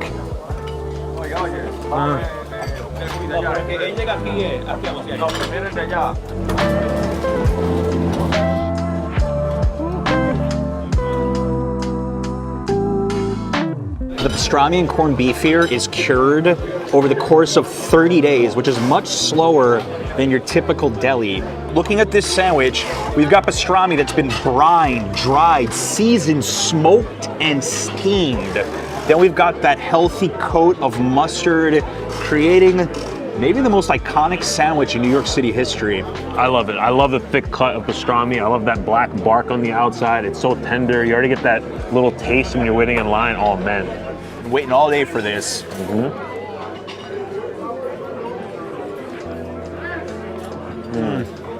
I love that smoky flavor. Pastrami is so juicy, and this is amazing. Yeah, the flavor of that meat, so succulent. It reminds me so much of it's like a barbecue brisket, just in texture, so tender, juicy, and just like you said, smoky. I love all those flavors. It's as great as it always has been for me. You know, I've been here a bunch of times. They had no idea I was coming, by the way. I think this is actually the best I've ever had it. Now, insider tip, we left a $5 gratuity for the guy who was cutting the meat for us. I think he put a little extra effort. This is tremendous right now. And they're really packing in the meat. Look at that meat to bread ratio. It's pretty incredible. Oh yeah. Since 1869, Doc Brown's. Now, I've had a lot of old-time New Yorkers call me out for not ordering this enough whenever we do videos at delis. And I'm just getting into this. Cream soda here really goes well with that Katz pastrami. So if you want to do it the most traditional way possible, pastrami on rye with mustard and a Doc Brown's cream soda, as New York as it gets. And of course we got the pickles. Yeah, can't sleep on the pickles. I feel like the people are enjoying their food so much, you hardly hear any conversations. It is the strangest phenomena. You go to other restaurants in the city, you can barely hear yourself think. Here, people are eating. You come here to eat, you don't come here to talk. I just love the old school vibe of this place, the old signs. It's very much a throwback to the LES, old school New York. I mean, you too. Oh, thank you. You guys enjoy it here? You think it's worth it? Maybe, maybe. Now I gotta ask you, 26 bucks, overrated or not? For 26 bucks, I say no, especially with inflation of the price of beef, I say no. It can feed 2 people or one very hungry person. I've done it before, maybe regretfully, but I still say it's worth the 26 bucks. Also, you're paying for the experience, for the history. That's not something you do every day. I'm gonna have to agree. I think if you're a tourist and you're a big food person, just to come here, have the experience, to order it, to get that sample of the pastrami, once in a lifetime, gotta try it. Definitely worth it. This is the move. You get Joe's, go across the street with your slices. For the whole family. Yep, I've done it. I like it. And we're gonna do it. Yep. Joe's Pizza, founded 1975. It's a Greenwich Village institution. Most famous probably for being in Spider-Man. Tourists are absolutely obsessed with the place. There's 4 other Joe's around New York that are affiliated with this one, and then there's other Joe's that aren't affiliated with this one. It just gets confusing, but this is the OG right here. We're not even the only vloggers here, okay? Okay, 4 regular. To go.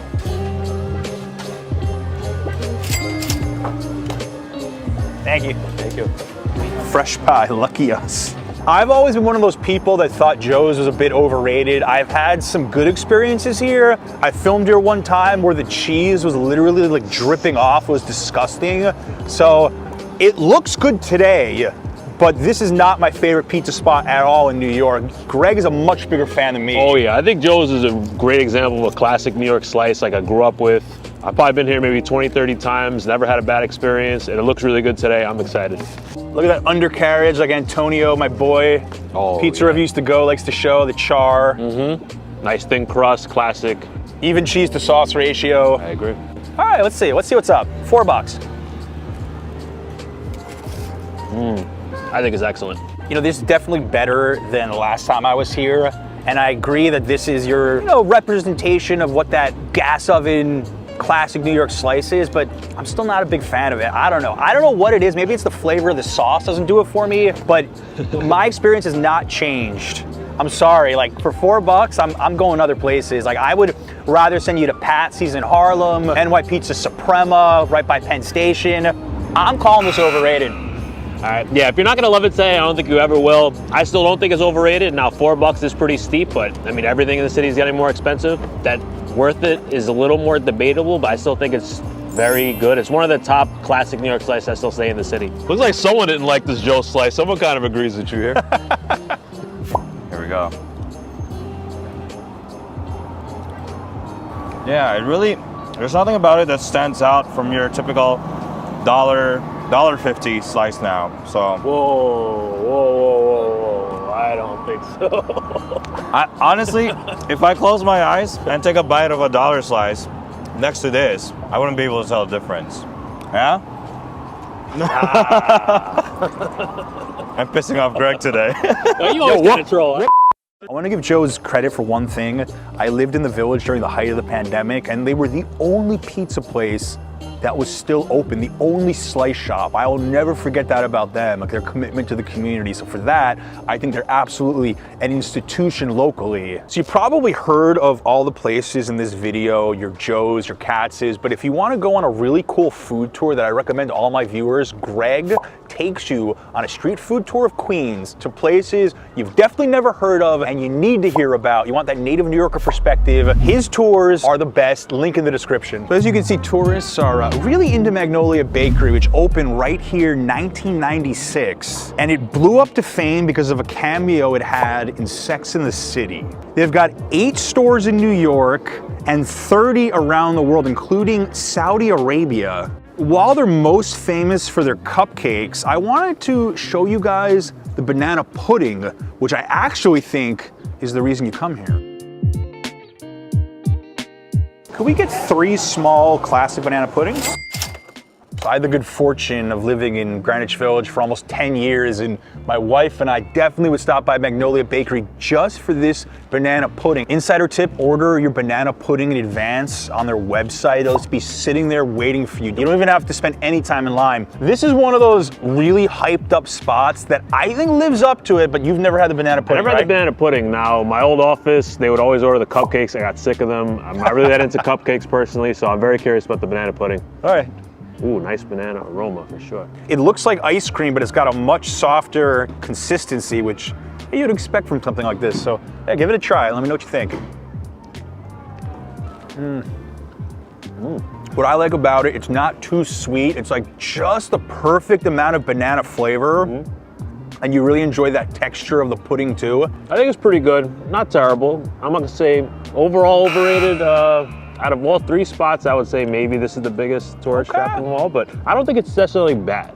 Okay, this is a nice thing about 2 New Yorkers disagreeing on something. I don't think this is overrated, and I think Joe's is way more overrated. Now, their cupcakes, on the other hand, I don't even think Magnolia is the best cupcake in the neighborhood. I think Molly's is better, but when I think of Magnolia, I'm always thinking about this delicious banana. New York City is home to some of the world's best pizza, but today we want to show you some viral pies that have been making waves over the internet. We'll be eating New York's craziest pizza for those that want something a little bit bolder. Hope you brought your appetites. Crave It may not just be the craziest pizza place in New York City, but possibly the world. If you can think it, if you can imagine it, they've probably created it. Welcome to Crave It, everybody. My name is Vishy Mandahar. This is my son, Kaden Mandahar. We want to invite you guys into Crave It and show you what we do. Come check out this tasty AF grub. So we got buffalo chicken with mozzarella sticks and jalapeno ranch. We got a little General Tso's action. Then we took it back to my hometown in India, the Indian tikka masala with homemade tikka sauce, straight recipe from India. Then this is my personal favorite slice right here. The chicken cutlet with white truffle. So we make the white truffle in-house. This is our most popular pizza probably. 4 cheese macaroni and cheese. It has American cheese, cheddar cheese, jack cheese, and mozzarella cheese. Can't say no to that. So we got our famous tater tot pizza. Got like 50 million views online. It has tater tots, bacon, chipotle, ranch, scallions, red onions. I stole the idea from Hooters. Sorry, but I put it on pizza and I blew it up. There you go. This is another really cool one you don't see a lot. It's pepperoni, but we don't use hot honey. We use our super duper sticky honey sriracha. It's super sticky, great flavor, great spice. You like that one, right?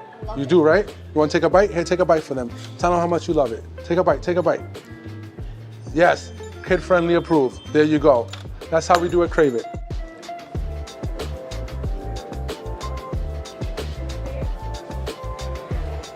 Yes, this is called the Desi Boy Pizza. We marinate the chicken for 24 hours with Indian spices, including tikka powder. And we got the cilantro. Indians love cilantro and everything. Jalapenos, we love the spicy kick to it. It's like the perfect Indian getaway right there. Mouth is absolutely watering right now. Grilled cheese, super sticky, honey sriracha. I've never seen anything like this before. So this is our version of a grilled cheese sandwich. We top it with our famous super duper sticky honey sriracha. We give it a little ranch to even out the flavors. And we got some jalapenos for the little spicy kick, black sesame seeds, and wait till you see the cheese pull. This thing pulls all the way to the moon, I promise. Watch this guy pull this cheese right now. You gotta be kidding me. You gotta be kidding me here. You don't do this every day. All right. All right, we have shown you all the prep. Let's try it. I'm do it, man. so excited. Here we go. That tikka chicken is spiced so well. That is the first thing that stands out to me. It's that topping right there with the tikka sauce. Oh, this is fantastic. He's still chewing while I'm talking. There's like a lot of cheese to process over there. It's sweet, it's tangy, it's pretty dense. There's more cheese here than actual bread. And you gotta be a cheesy person to like this. You're the cheesiest person to like that. What I love is that every slice here is so colorful. It's like this place was made for Instagram. It's visually appealing and it smells good. Every single one of them smells really good. Yeah, for example, the cilantro on top of the chicken tikka pizza, because for Indian food, cilantro is very popular on a lot of dishes. So they go all out here. Yeah.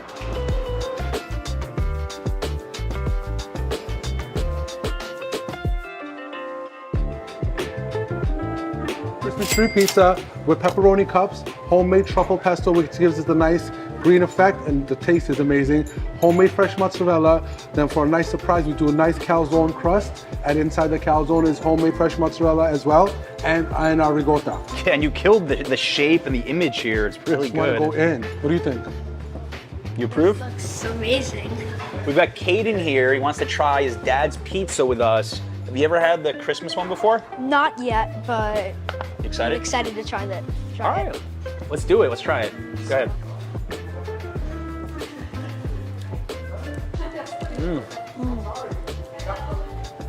Really good. I love the pesto aioli sauce. Oh, that just hits different with the pepperoni. What a combo. Solid 10 out of 10. 10 out of 10. Now, you're not just saying that because it's your dad's place, right? I think he means it. He means it. I mean it. All right, Ben, you're fired. He's a new co-host. I like him better. And if you guys like anything you see here, goldbelly.com, you can order a select menu off Crave It, and it goes anywhere in the U.S.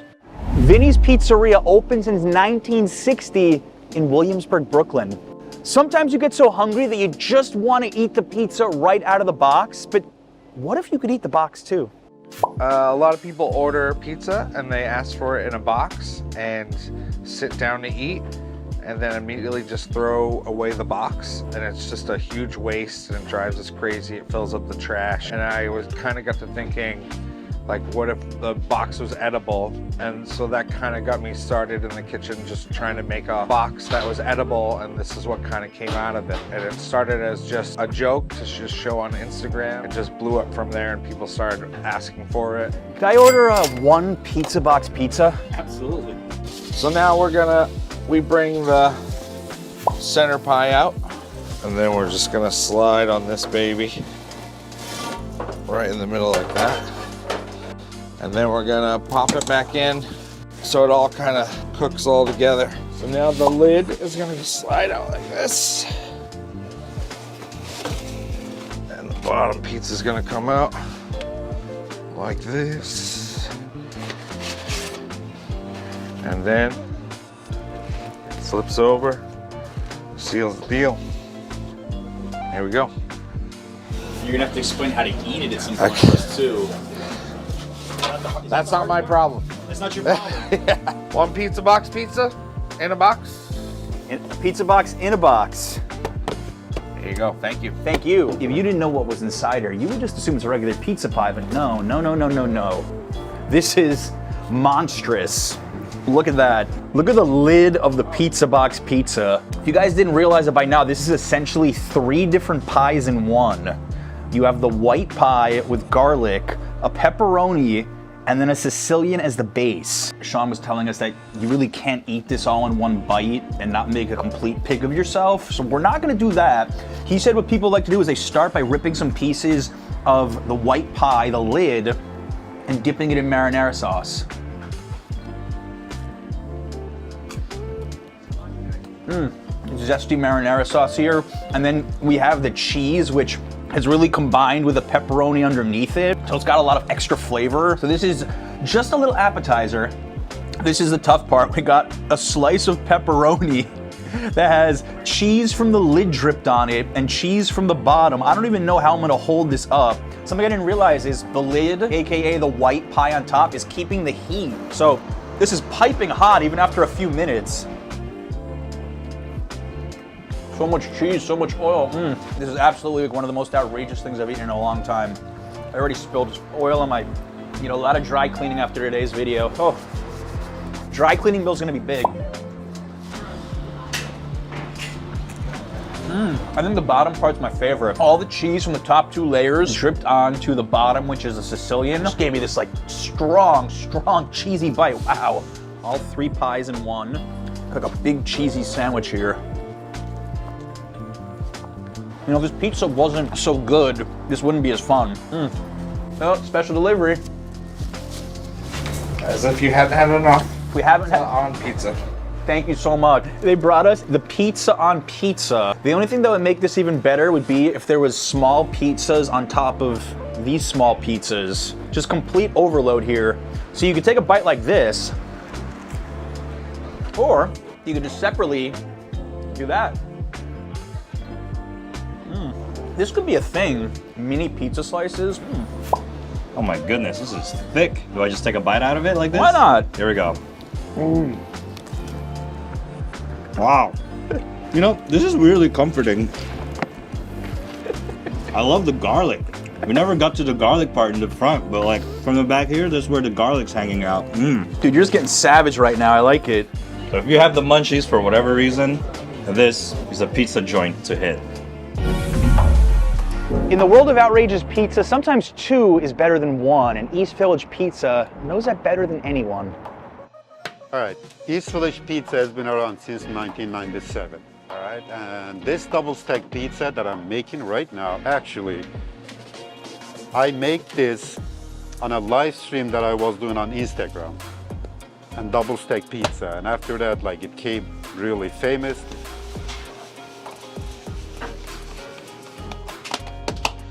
Buffalo chicken. This pizza has 2 things. One is double stack, but the other thing is cheesy. That's the most beautiful part of, or most like people like about it, it's cheese. Like there's not too much cheese. There's not too much cheese. It just, personally I like cheese.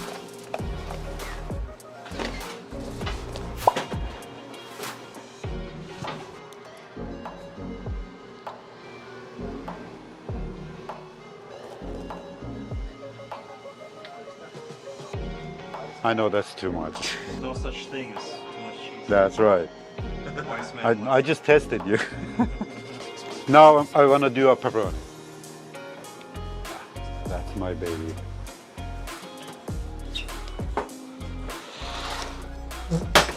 You have almost 2 million followers on Instagram. You have one of the biggest accounts in New York City for pizza. I'm the first guy who made live stream on Instagram making and baking pizza. I'm the first guy who did the cheese pool. And people and friends of mine, they were laughing at me like, what are you doing, posting pizza picture on Instagram? I'm glad I did.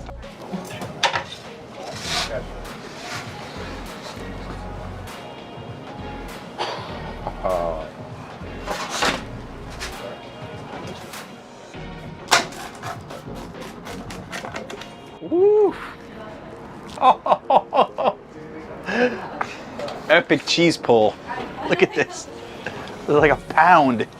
I don't think I've ever been to a slice shop that had heated outdoor seating. So imagine you want to go on a crazy date in the winter, order a double stack pizza and sit outside under the heater. And he said there used to be 2-hour waits for this. Well, it certainly talks the talk with the amount of cheese. I smelled that cheese the second it came out of the oven. All right, you definitely can't hold this like an ordinary pizza. You need 2 hands for this. Okay, I managed to get it all. Oh, I don't know if I've ever gotten more of a flavor explosion from a slice of pizza in my entire life. That buffalo chicken hit me right away, topped with a pepperoni and 5 pounds of cheese, just smacks you in the face. I don't know how he managed to put this together where it holds up so well, but if you want something that is distinctly a New York thing, I don't know if you're gonna find this anywhere else. Start from the bottom. Start from the bottom. One-handed, I like it. It's like I'm at a Super Bowl party, I'm drunk, I'm shoving pizza and mozzarella sticks, chicken wings, simultaneously, all at once. That's what this is. More so than the pizza, although the pizza's fantastic, I love the owner's story, how he worked his way up from a delivery guy to running his own pizza shop to going viral on Instagram. Just trying this pizza, I know that the other slices are going to be very good as well, but I also think that he personifies that New York City immigrant hustle, telling us how he used to sleep 4 to 5 hours a night for 5 years till he got himself established, and here he is running a super popular pizza spot. So that is, to me, more inspiring than the pizza. But the pizza, whew, this is fantastic. Oh, I'm probably not gonna eat pizza for another month after this, but someone's gotta do the market research for you guys. Tough job, but happy I signed up. Today we're eating one of America's favorite street foods, the hot dog. We'll be visiting 3 of the best rated hot dog stands in New York City. Hope you brought your appetites. Billy's Hot Dogs. This place is really intriguing. 100 5-star reviews on Google. Best hot dog I've ever had, cooked just right. All the reviews are totally true. Good hot dogs, but especially such a friendly owner. This spot has no social media, no phone number, just a schedule off of Google. I don't even know if this is gonna be here. Come on. All right. So simple. It's so New York. We heard you were the best hot dog cart in New York. You seem very popular around here. I'm seeing the line.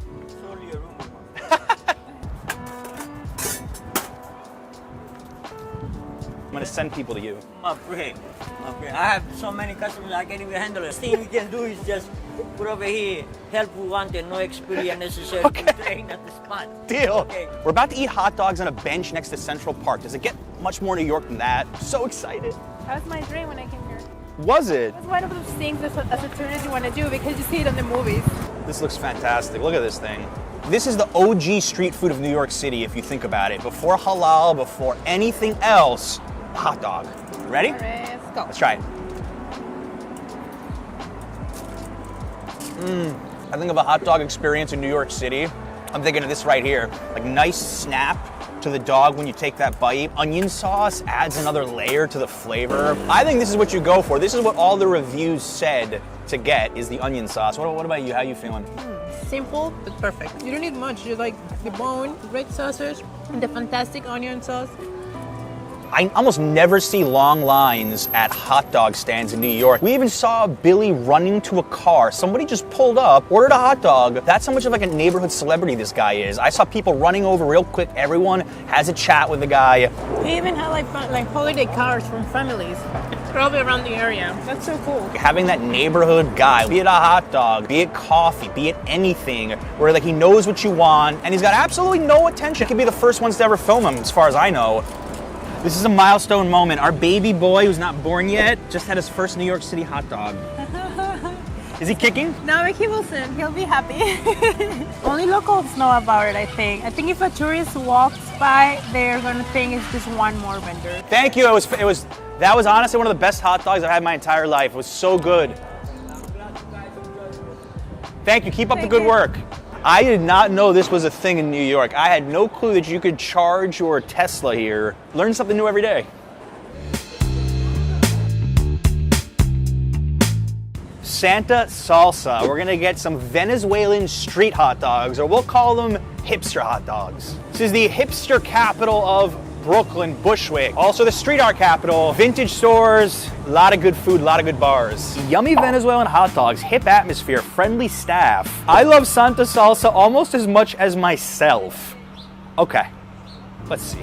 So Santa Salsa started as a push cart in Rockaway Beach. Here is to enjoy the artwork on the walls with the food, the music. You can find almost in every corner hot dog carts where they have this super crazy version of hot dogs and burgers and sandwiches. Bacon, onions, cabbage and carrots, crushed potato chips, ketchup,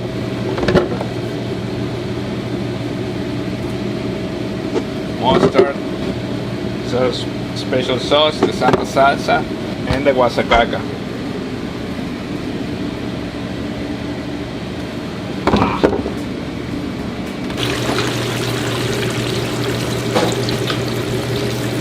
This looks like a hot dog that's about to go to some kind of award show that we're presenting it for the judges. This is the Pero con Todo, $5. This won Best Hot Dog in New York City by the Village Voice. And it has like every ingredient you could possibly imagine on this, like an American hot dog on steroids. This is a kosher beef frank. Onions, cabbage, chips, cheese, ketchup, mustard, Santa salsa. I don't even know where to begin with this. Salivating, like this looks fantastic. I'm gonna take a big bite.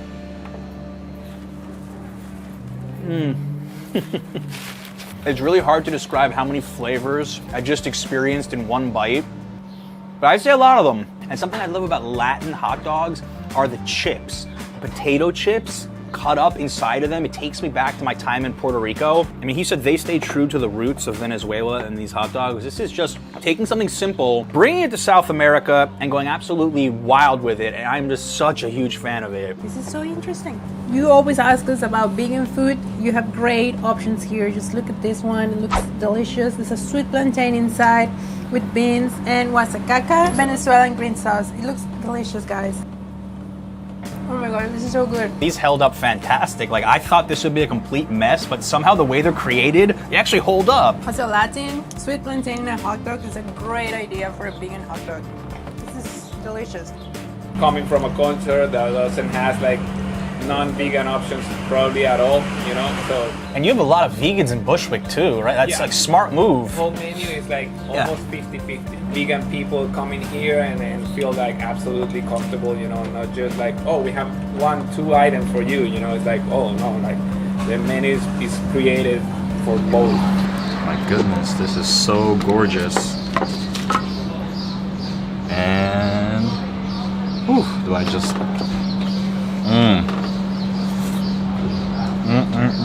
It's so savory, it almost tastes like a high quality taco. It's almost illegal that it should be a hot dog. It's like, this is more than just a hot dog. This is good. This is really good. What's something unique? I don't know if it gets much more unique for a hot dog in New York City than this. I love meat, guys. I love my meat. I love my beef. I love my turkey. I love my pork. I love this one so much. When she's pregnant, she knows all about cravings, so trust her opinion. So Ben, you just bought a $15 used suitcase from the thrift store next door. Samsonite. I was gonna go to Chinatown to grab one of these, but 15 is better than 50.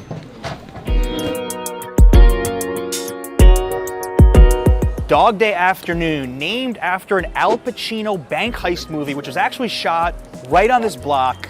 Chicago-style hot dogs in New York City. Hands down the best Chicago dogs in NYC. Ashamed to say I'd never tried a Chicago hot dog until I came here, and they gave me the best possible first-time experience. All right, I'm pumped. 4.9, let's go. I'm loving the vintage vibes in here. This feels like I'm going somewhere after school if I was from Chicago. I have high hopes. Low expectations, high hopes. But I was selling pop-up hot dogs all around Brooklyn and New York, like with a hot dog hawker, and just like make hot dogs for like people in like bars, like late at night and everything like that. But this was always just a dream of mine to have a brick and mortar, have like a place that reminded me of when I was a kid. Like, you know, video games, eventually comics, records and all that stuff. Just by chance, we happened upon this spot, and it's a dream come true. I love hot dogs. Anywhere I go, I'll always eat a hot dog. I even eat a water dog, you know, in Penn Station. Everything is just has to be right. Like, we have like fresh pickles, neon relish, that's very specific for the Chicago dog. And all the hot dogs are steamed instead of grilled. So that way, they don't lose any of the juice, they don't dry out, they don't get too salty, and they plump when you cook them. And then it goes the neon relish. Pretty much what happens after that is you put the tomatoes in there too. Then you have a fresh pickle, dill pickle. We use a little bit of a half sours, so that it has a little bit more freshness to it, a little bit more crunch. Just add some sport peppers right on time for the spice, and some celery salt. How spicy are those peppers? They're not too spicy at all. They're gonna be like, the best way to describe them are like small pickled jalapenos. And this is a Chicago dog. I think a good rule of thumb is you should always watch your hot dog being made, and you should eat it by yourself as quickly as possible. Good old Vienna beef from Chicago. I actually liked how he said that they make the poppy seed buns here. Like, they don't even want to ship them in from Chicago.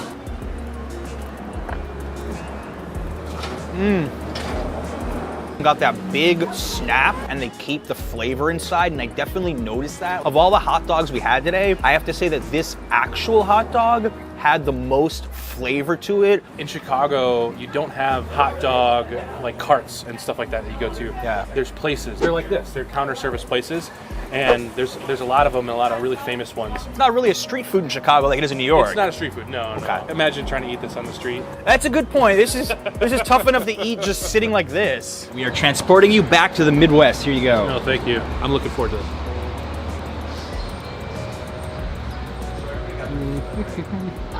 Eating something like this, it's like a special occasion thing. It doesn't have to be, but there's just so much stuff going on, and the celery salt for me is what does it. I don't know if you've tasted the celery salt when you're eating it. Yeah. I think my baby's happy right now. But you're not her baby anymore, John. I know, I lost that right. We had a hot dog cart on the side of Central Park. Then we had a Venezuelan hot dog spot in a bar that stays open till 4 a.m. And then we have this spot, which I think kids would love. If you didn't find something that you could eat in this video, I'd be surprised. New York's most popular street food is the Halal Cart, and today we're gonna be visiting the city's best reviewed halal trucks, all in Midtown Manhattan, to see if they're worth it. Now you might be wondering, what is halal? It's an Arabic word meaning permissible, and it means it's meat prepared by Islamic law. Now typically New York halal consists of some combination of rice, greens, and halal meat, either in a foil dish or in a sandwich. First stop, Royal Grill Halal Food, 4.5 stars on Yelp.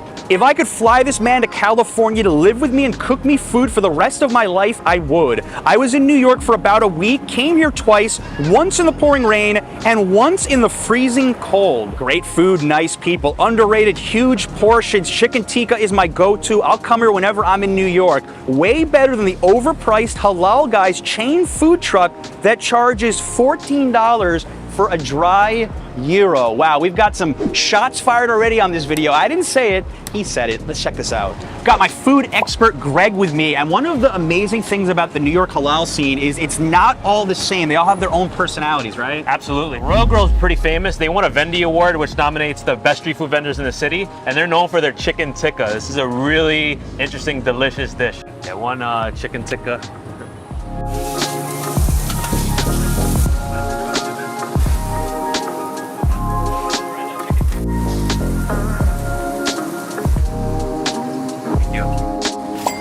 I don't want to eat this. This looks too pretty to eat. This is like a work of art. All those colors. So what do we got? Break this down for us. Pretty much everything but the kitchen sink here. We have the chicken tikka, which is a very deep red color. You have the white sauce, which is like the yogurt mayo sauce. A little bit of the hot sauce, the green sauce, which is like a mint chutney, and also this mango pickle, which is a really kind of a secret thing you have to ask them for here. Now the owner is from Bangladesh, so it has that kind of Bangladeshi flavor in this plate. All right, let's try it. This tastes like something I would order at a nice Bengali restaurant, not on the side of the street here in New York City. Wow, that first bite, that's a lot of flavor. That's a lot of spices. Yeah, very punchy spice, and we haven't gotten to the rice yet. The rice here is also very special. It's spicy, creamy, you get that mango pickle, that minty flavor, the biryani flavor. It's got it all, this plate. Dude, I have to say it, this might be the best rice I've ever had at a halal truck before. It's up there for me, for sure. Would you say the halal cart in New York is like the taco stand in LA? I would say yes. I mean, halal carts have really taken over New York, I say in the last 20 to 30 years. It's overtaken the hot dog cart.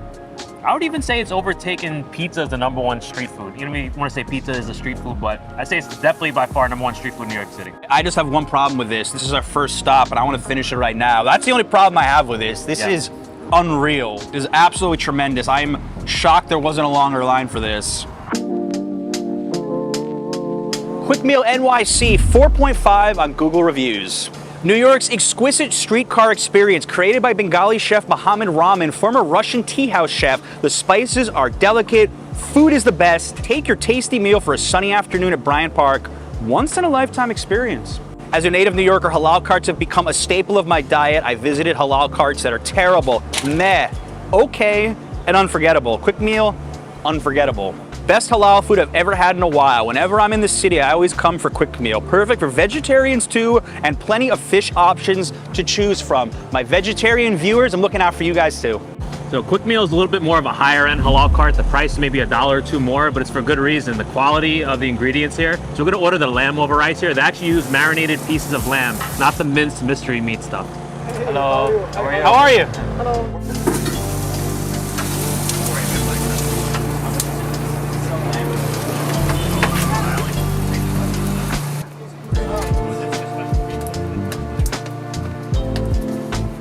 Compared to Royal, quick meal is a lot simpler, and look, most of the sauce is actually on the side. So if you're someone that doesn't like a ton of sauce, I think this could appeal to you. All right, let's do it. This is high quality lamb, I can tell. Absolutely. It doesn't have really bold, punchy flavors, no. But I don't think it's meant to. This one's meant to, I think, more showcase the quality of the ingredients. You know, I would love this in like a gyro or a sandwich too. Yeah, the white sauce, it's not even your classic white sauce. This is definitely more yogurt. It's more like a tzatziki, like a Greek yogurt. It's thicker, has more of a yogurt. I don't taste any mayo in that. Yeah, it's not like a really strong flavor. Yeah, it's very different than your typical halal cart. This is for like the true meat eater, someone that just wants that lamb. You're gonna get your money's worth with this. But I'll tell you what, they actually have salmon here, and it's shockingly very, very good.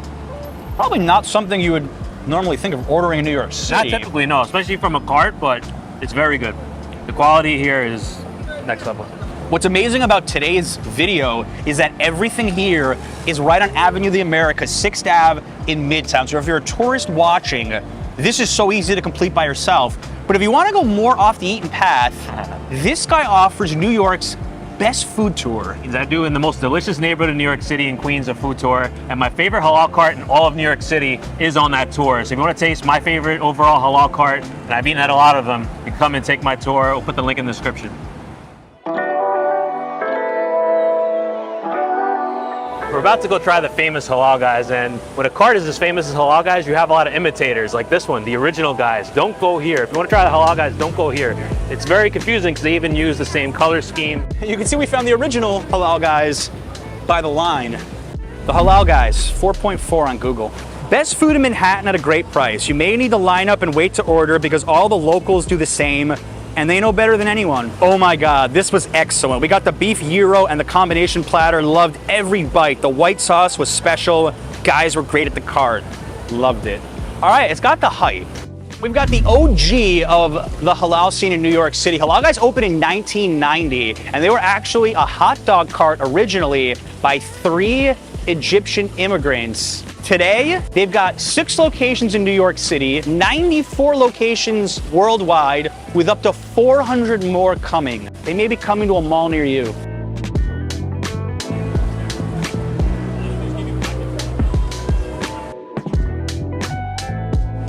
We've actually returned to 6.5 Ave. If you saw my 10 Curious NYC Secrets video, this may look familiar, and it's a cool spot if you want a little hideaway to eat your halal guys.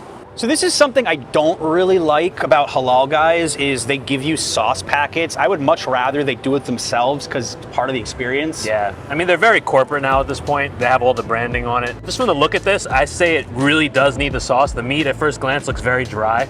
I'll be honest, guys, this is my first time ever eating halal guys. I've been waiting years and years to try it. Here we are. All right, let's do it.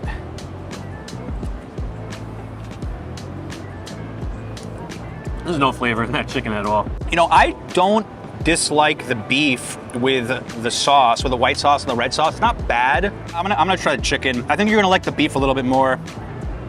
Yeah, the beef is definitely better than the chicken. On its own, but not very good either. Chicken's not really good. You know, I was thinking of an analogy for this. I'm not the biggest fan of Joe's Pizza, for the record, but a lot of people want to go there just to say they've eaten there. I would say going to Halal, guys, if it's on your New York City checklist, go for it. Yeah. But it tastes pretty mediocre to me. Like, it's not the worst I've ever had. I just don't think it's worth waiting in a super long line for. No, this is a worldwide chain now. Even with the sauces, it's still not good. It's very bland to me. I don't like it. I think it's maybe one of the most overrated foods in New York City, I will say. Halal, guys. Maybe in the past it used to be better. Yeah. Sometimes the places expand, the quality goes down, but I don't even know. I went here 3 years ago and it tasted just like it did now. So you are gonna get consistency, but not in a good way.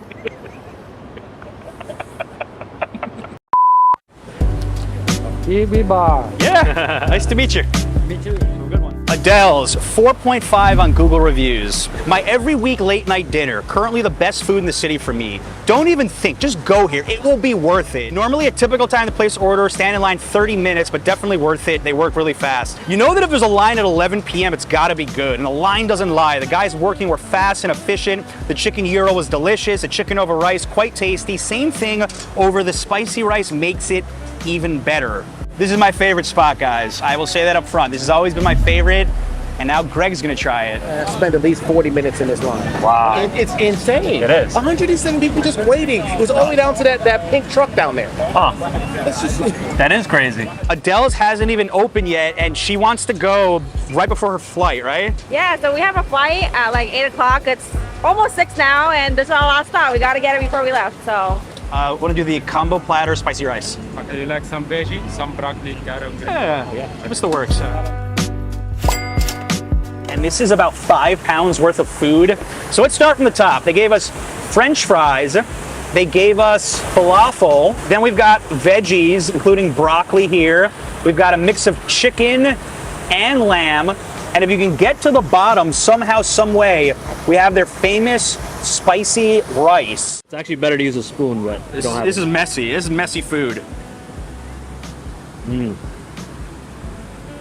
That is good. You know what it is for me? I think their white sauce. It's the best white sauce I've ever had in the city. There's a reason for those long lines, folks. I'm telling you. I can see it. It's good. I definitely think it's good. I just feel like the flavors for Adele's are a little bit more classical New York halal, which is why I would personally put Adele's in my top 5 must-visit food destinations in New York City. Ooh, I've got a bite of that spicy rice. It's got a lot of flavor. I think it was kind of covered up at a meat. It's growing on him. This is very good. I would definitely come back. Ideally not at the end of that line, though. I say it every time, but right in front of us we have Radio City Music Hall. It's such a cool New York City moment to even be here. I think the evolution of halal carts and how popular they become in New York is really a testament to the diversity of New York, because this was a food that was aimed at Muslim taxi drivers, and now all New Yorkers eat it. Many New Yorkers will tell you this is their favorite street food. Yeah, and really something for everybody. If you like chicken, if you like lamb, if you're vegetarian, you can even get it with falafel, and quick meal, you can even get fish. And I do like that they all bring their own kind of spices, maybe depending on the background of the country, you know, Egyptian, Bangladesh, Pakistani, wherever. I appreciate that. And I mean, let's think of like New York pizza. Every place has their own little take on it, just like halal. And I don't think halal gets enough love from tourists. No. Way more from locals. Today we're going on the ultimate New York pizza crawl. We'll be visiting 5 South Brooklyn slice shops, all with their own unique charms. We're gonna be led by a born and bred Brooklynite who eats pizza for a living. Hope you brought your appetites. All right, Antonio, doesn't it get much better than Luigi's? It does not. This is the place you would see in a dictionary. If you were to look up Brooklyn Pizzeria, it would look just like this. I love making pizza. I never had to work a day in my life because this is the easiest thing I could do. And I think pizza is Brooklyn. Italian tomatoes, rich Italian tomatoes. I love using my grande. I float it on. Makes for a beautiful, incredible pie. Some olive oil, the magic of pizza, good olive oil. 50 years of doing this, there isn't a pie that comes out of this oven that I don't look at and say, wow, I want a slice of that pie. Look at this reward we've got. Look at this. You know, the last time I was here, I kid you not, a guy walked in and he said, I'm bringing this box to Buffalo, New York, which is like 8 hours away from my daughter. Yeah, Luigi's, as of late, has become internationally known. This pizza is made the old school way with love. They don't cut corners here. The owner's there all the time, and that's special. That counts for something, guys. Gio is saying how he inspects like every single pie that goes in that oven. He is a man who is serious. And look, I know in your review video you said it, almost no flop here. It's just a sturdy slice. And you know what I look for in a pizza is a nice balanced crust. You want it crunchy, but you don't want it like a breadstick. Let's take a bite. Oh my.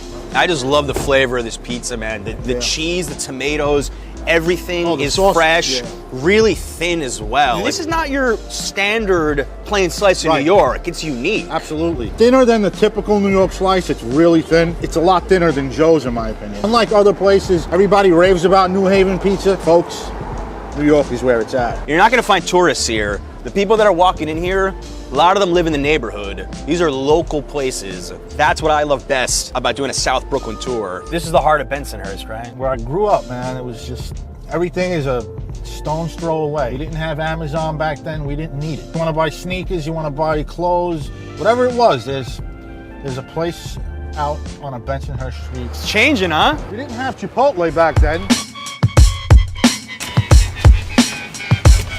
Antonio's in the zone right here because you grew up at this spot. I feel like I'm home. Oh, the sight of that Sicilian. You gotta have the right knuckles to make the pizza. If you don't got the right knuckles, you can't make the pizza. I'm just admiring this right here. Getting real.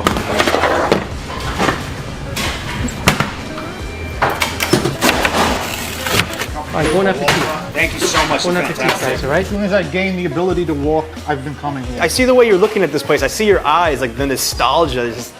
All right, so we're just gonna pretend it's like your 8-year-old birthday party and you're right back to where you started so many years ago. I've had more birthday parties here than in my own place. You know, we move around a lot nowadays. People go from different apartments every few years, and so these places, it's the same four walls, and so you walk in and it's like, oh, home. So much cheese on top, and you were saying this is like a prototypical square slice, not like L&B, which is the upside down with the tomato on top. We got the cheese just staring right at you there. Yeah, this is the classic quintessential New York Sicilian style. Like I said, we call it the square, but this is the main draw for many people. They want all that cheese, just more pizza. Cheers. It's so pillowy, the texture. So light, so light. It kind of melts in your mouth. I've never had a slice quite like this one before.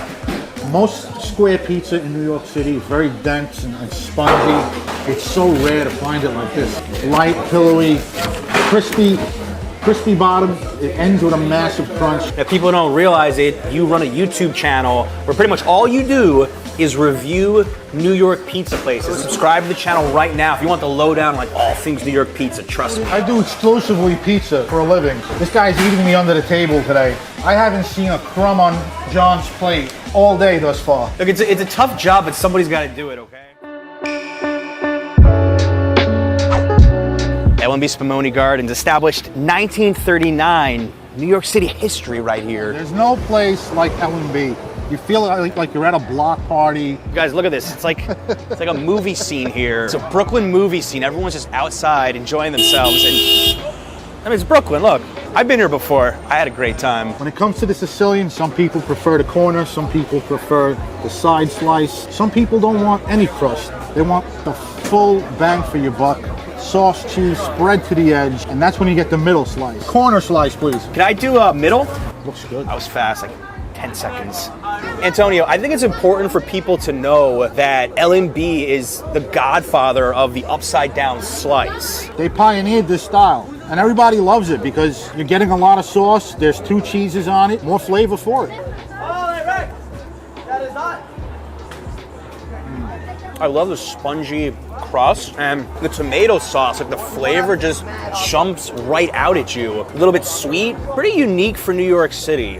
You don't find this style of pizza too often. There's nothing like having an upside down Sicilian at the place that pioneered this style. The sauce is the standout when you come to to L&B, absolutely. I've been here, John. I can't even count the times. This was my uncle's favorite spot. These places become a part of you, become part of your life in a way that you'd never imagine. Huge groups are here. A lot of families have brought their kids. I love that about these Brooklyn pizza spots. These are like generational destinations. Oh, yeah. Like, what's your record for L&B in one sitting? Guys, look at me. 5 slices is nothing. I can do 5 slices, but it's gonna knock me out for the rest of the day. That's gonna be a really long nap after. I think a mom and a grandma eating pizza in the front seat of their car. Like, doesn't get much more Brooklyn than that. Everyone's in a rush in New York City, guys. I mean, I myself have paper plates in my glove compartment. It's how you can tell he's serious right here.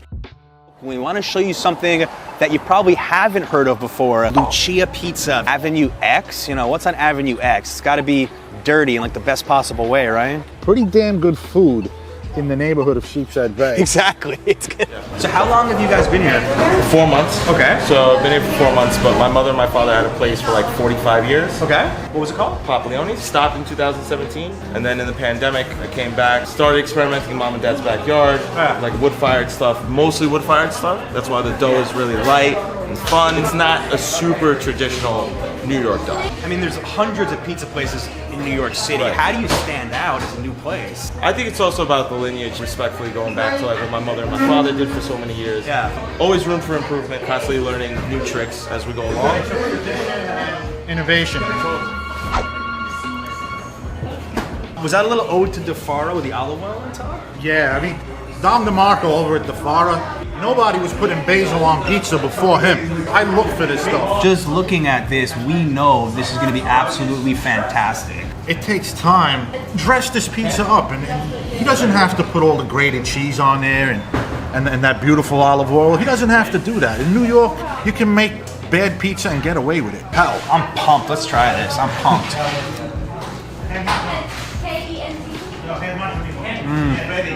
Crunchy from the first bite. You told me to look for that as soon as we got here. Loving the vodka flavor. It's just right. And yes, I do look for that crispy first bite. I want that crispy first bite.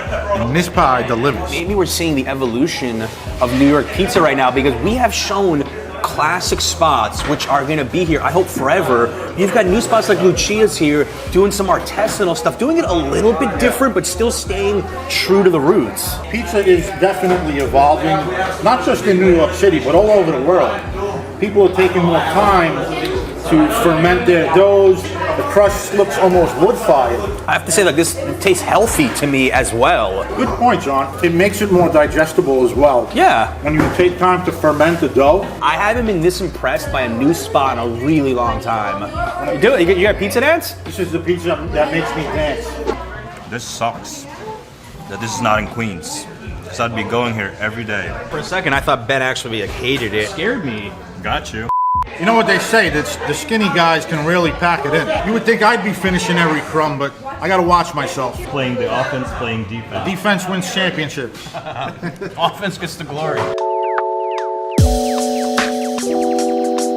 Carroll Gardens, such a beautiful neighborhood. We've got some business at Baby Luke's, which is the slice shop version of Lucali. One of the most famous pizza shops, not just in Brooklyn, not just in New York, but in the entire world. In the world, world-class pizza, absolutely. Lucali, one of my favorite pizzas. This looks fantastic. This looks so good. Oh, 2 slices. Margarita? Yes. Yeah. No problem, got it. Look at this. Fresh out of the oven. So vastly different than the other Sicilians we had earlier, right? That's what I love about today's video, is that every spot has had a different flair to it, every single one. To be a really good cheap date spot, they have pre-made Negronis, Mezcal Negroni. Negroni and pizza. Who knew? Really, I'm impressed with the looks of this pizza. The last time I was here, I think I got a bad slice. Yeah. This is looking really, really aesthetically pleasing on all levels. This has got kind of a little hipster element to this place. I mean, they're serving cocktails. You know, we've seen Sicilian today that was really saucy, like upside down slice. And more traditional. This is more definitely on the artisanal side. Just look at those air pockets. Look at that. Look at that aeration. It's just so light. There's a lot of spices, herbs. I'm tasting a lot of flavor on this, like very different than the other pizza we've had today so far. The flavor profile, completely different. I agree, and that char has a nice smoky element to it, and it goes so well with the natural sweetness of a tomato sauce. I just love that. I love this scene right here, just staring at the beautiful brownstones of Carroll Gardens. This is totally a vibe. Yeah, if I had to pick one place in the city to live in, this neighborhood makes top 3 at least. Guys, before I sit down, I just gotta go one notch less on the belt. We had quite a few slices of pizza today. Or just do what I do and not have a belt, period. That helps a little bit. Yeah, when you hang out with John and do a pizza crawl, leave your belt at home. Foreigners visit New York City, they always ask me, what's something really American we can do? And I always say, eat breakfast at a classic diner. Today, we're gonna show you 3 of New York City's best diners and some American breakfast staples. Don't watch this video on an empty stomach. You've been warned. It's like this diner is just stuck in time and the rest of Lower Manhattan was built up all around it. It smells like American here. Growing up in Italy, did you see these types of places in movies as a kid? Oh, absolutely, yes. Pulp Fiction. Of course. I mean, come on. Pigs are filthy animals. I don't eat filthy animals. Yeah, but bacon tastes good. There may be no better diner scene in American cinema history, you're right. Every possible thing you might be ordering, they're prepared for you. But do the French toast, please. I have a 2-egg scrambled with bacon. Oh, this is the famous maple syrup? They got it ready for you. It's so sticky. You know, there's something about diner coffee. You just can't get this flavor anywhere else. I grew up in New Jersey, which has more diners than any other state in the US, about 600 of them. And I would order eggs at like 11 p.m. I was one of those people that would do breakfast for late night dinner. Even the eggs all taste the same to me. There's just this like consistently good diner taste. It tastes like New Jersey to me. This tastes like New Jersey. First time ordering French toast at a restaurant, period. I think I tried to make them at home when I was still living in Italy, but I mean, they're not the same, of course. Let's dig them in the syrup. Oh, look at that. Mmm. That's actually good. You weren't expecting it to be good. It's very simple. No, I was expecting it to be heavier. Yeah. Very nice. It's a good breakfast. I know they're really dying off in popularity right now, which is a shame because I think this is a real part of American history. And if you didn't know, the word diner came from dining car because diners actually used to be on wheels. That's why they have the shape that they do. I didn't know that. I've always wondered why they're called like that. Why are they called diners? Yeah. A diner should be your first breakfast in New York City. Even if your hotel has a free breakfast, I still say check out a diner at least one morning. I thought having Mary Jane it wouldn't be featured. You know there was food, I'm gonna throw it on video. American breakfast burrito. This is the reason why John got to drag me out this morning, because there's gonna be food. Ben doesn't normally film before 12, it's true. Could possibly make the argument that we have the best job in the world. We're just eating diner breakfasts all day. You can think of an easier job. I'm telling you what it is. I don't know. Are you ready for 2 more breakfasts? Oh my God. Maybe. Maybe.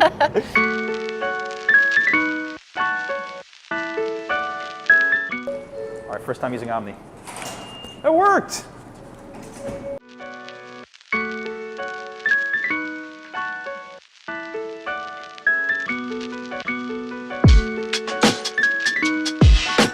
You know, I like coming to Midtown because here is where all the typical architecture of New York City is, at least for me, coming from a little town in Italy. What is new for me is these huge skyscrapers that just are so tall, and I don't know, they make me feel so tiny also. TikTok Diner is probably the most well-known to tourists. It's like the cathedral of New York City diners. It's the largest in the city, and there's no other place quite like it.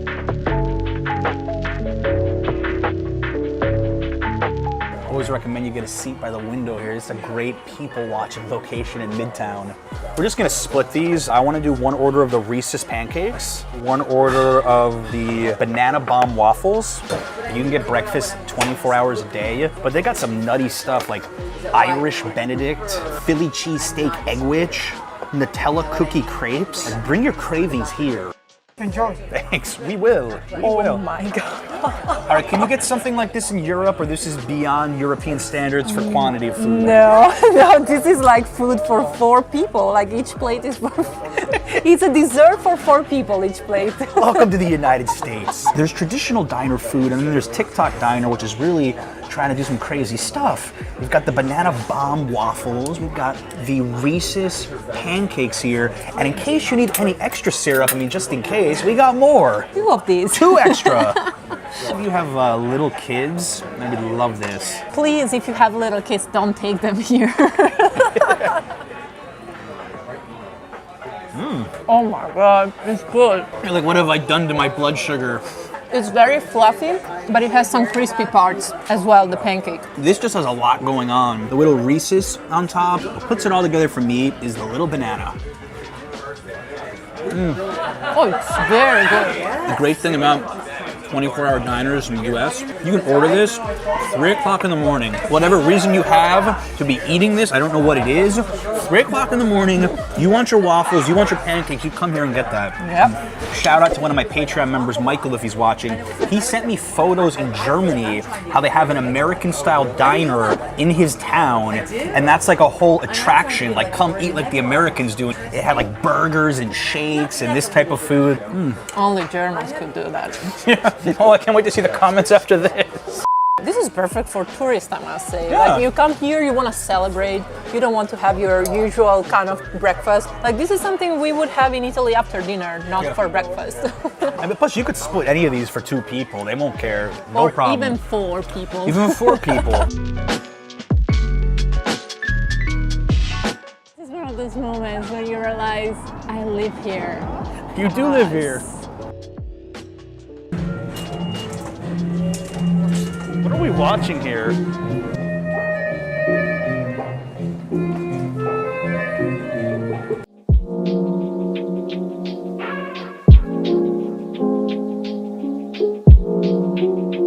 This is so Queens, isn't it? Walking yes. down I was the elevated thinking about tracks. the same thing. I know you guys are curious about gas prices, so here you go. It's like we're walking through the urban desert and out of nowhere this diner just pops in. It's like a mirage. I love it. There's even a parking lot here. This is the most Jersey-style diner of all the ones we've covered today, so I already feel at home. Thank you. Thank you. This menu is also enormous. You can tell it's been here a long time. Got the laminated pages, you can barely turn them. Most of the diners are owned by Greek people because if we look at the Greek immigration, particularly to Astoria, there's more Greeks here than just about anywhere else in the United States. This menu is just a signal to me of that. All these Greek foods, seafood, moussaka, all the stuff I loved when I went to Greece, all on the menu if you don't just want your typical breakfast. And Mary Jane, they even have Italian specialties here. Now granted, I think more American Italian style, but what do you think? All American Italian, I can assure you. Chicken parm. The very, very famous in Italy chicken parm. Never heard of that before. I want to do the Athenian 3-egg omelet. Would you like with home fries or French fries? Ooh. French fries. Wow, man. Thank you. You're welcome. Enjoy, guys. All diners have their own personalities. This one's very Greek. Athenian omelet, feta, spinach, onion. This omelet is probably making me feel better about myself than anything else we've eaten today because this is actually on the healthier side. Let's get some meat, some aubergines, and some potatoes.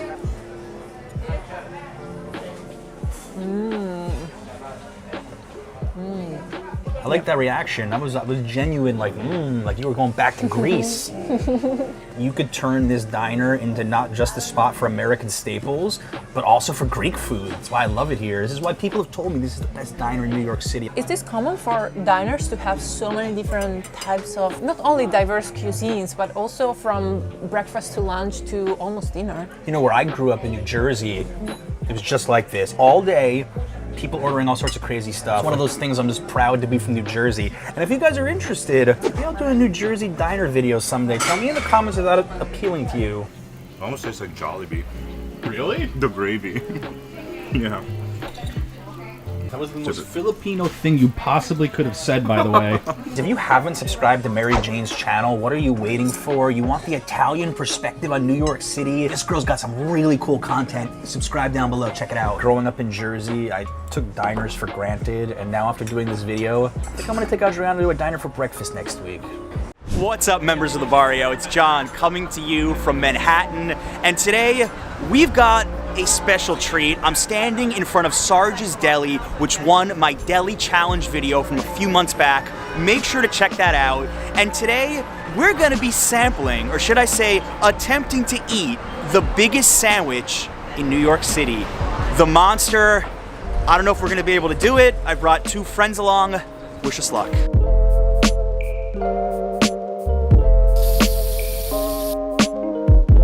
I've got my 2 favorite New York City vloggers here, Jacob Carlson, Tall from the Traveling Clat. You ready to go? I'm a New York City vlogger now, baby. Ready to sandwich. You ready to sandwich? I'm ready to sandwich. $44.95, menus outside.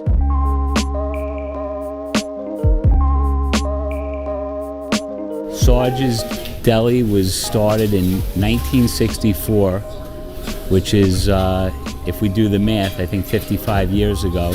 Back in '64, there were many more Jewish-style delis in New York. Now we're one of the last standing.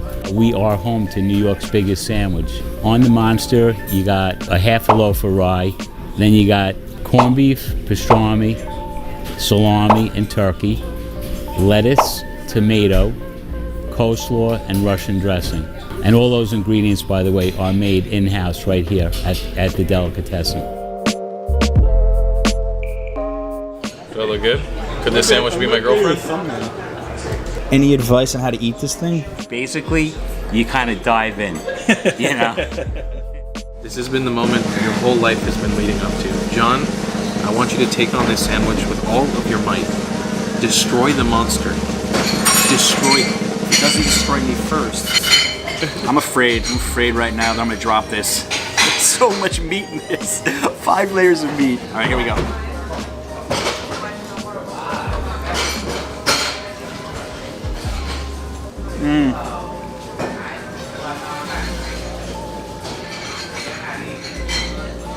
First impressions.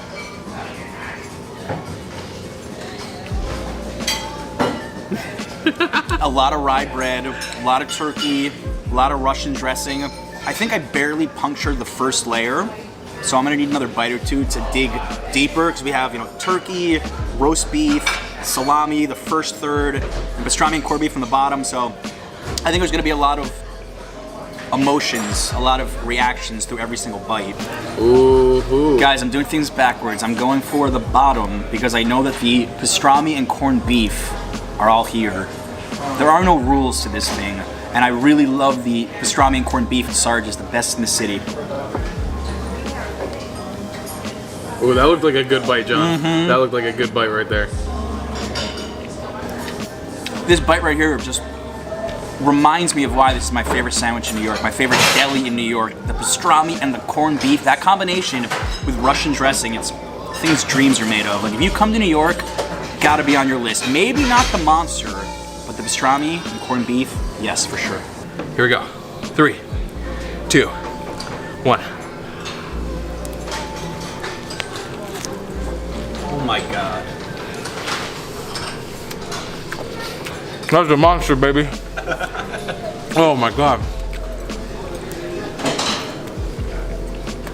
Oh, so good.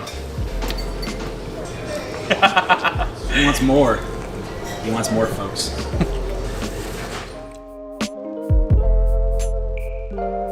Guys, I want to add some of the best crinkle cut French fries you are going to find in New York City. They make them in-house.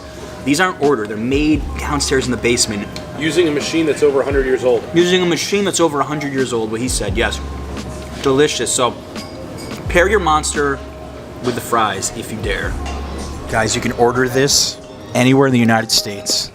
Fun for the whole family, or fully assembled, ready to eat. So you just open up the box and you sit down, just like you were in the deli. This is just half of the Monster. And Maybe you're wondering to yourself, why attempt to eat this? What's the point? And it's an experience you could have in New York. Take 3 or 4 friends, $45, about $11 a person. You could take a lot of cool pictures, try some of the best meat in the city. Why not attempt this? Just do it for fun, seriously. This was a great experience, highly recommended. Members of the barrio, that took a long time. I got a major food coma about to kick in, but that's all that's left. We each successfully ate 1/4, and that was 3 of us. So these guys are gonna take it home. Guys, final impressions. You alive? Tom? I died from the sandwich. It was really, really good. It tasted amazing, but it's massive. I don't think there's a way that you could finish a sandwich like that as one person. So I definitely see a group of people taking this challenge on as a really fun experience. I loved it. It was delicious. But going on what Tal said, whenever I see food that big, you have to think about the actual physical size of your stomach, and then that has to fit inside of there. Like 1/4 of a sandwich, I feel is like the size of my stomach, and I'm full. Today, we're going to explore the Lower East Side of Manhattan and focus on an important part of its history. We'll be taking you on a Jewish food tour at some iconic locations, from bialys to bagels and more. Let's get ready to nosh New York City style. Members of the barrio, I am so pumped to create this video. Being Jewish myself, I really want to learn more about the Jewish history of the Lower East Side, and I've got 2 New York City experts who are going to take us through this tour. This is going to be a lot of fun. Hey guys! Hi, thanks for joining, and thanks so much, Barr, for having us on your channel again. This first stop, Moishe's Bake Shop, which is a kosher bakery, is the oldest kosher Jewish bakery still in existence here in the Lower East Side. There used to be many more, but this is the only one left. Hudson, who's the famous Hudson who's smelling something. There we go, there we go. Oldest kosher bakery left in the Lower East Side. Sounds like a good place to start. Let's get in there, guys.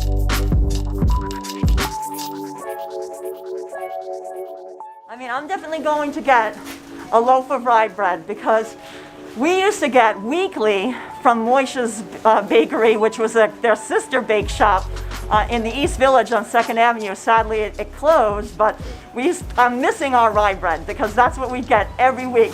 This is a little far a walk for us to get every week, so when we're here, we gotta get it. So I'm definitely gonna get the rye bread, and their hamantashins are amazing. I started when I was a little girl. Really? Yeah. Oh, now I got old here. You shouldn't work here. You get old. The reveal. Big reveal, the hamantashen. I just have to say, this hamantashen looks incredible. Growing up, I was used to eating a much smaller version of this, so this is just making me smile right now looking at it. I also got a black and white cookie in here for Adriana you to gotta go show later. it. Oh, I gotta show it, of course. Let me. We won't eat it now, because Adriana would be very mad at us if we ate her black and white cookie. This is a really good New York City cookie here, for the record. 2, 3.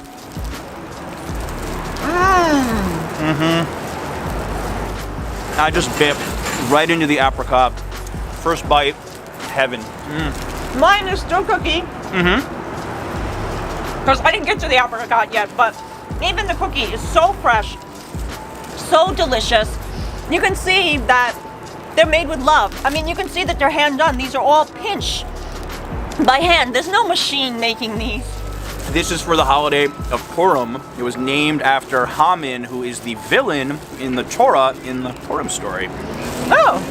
Remember that from Hebrew school. I'm saying this cookie is villainous. In an extra good way. It's the rye bread. And it was freshly baked this morning. $4 for this whole entire loaf. And no preservatives, no additives. It's just super fresh, super delicious. Catch. Oh! All right!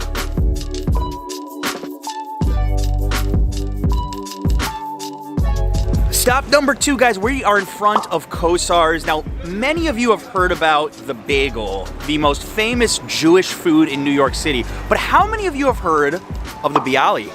Because it was founded by Morris Kosar, who is from Białystok, Poland. And in fact, the whole word bialy is basically a shortened word from Bialystok, because that's where the Bialy originated.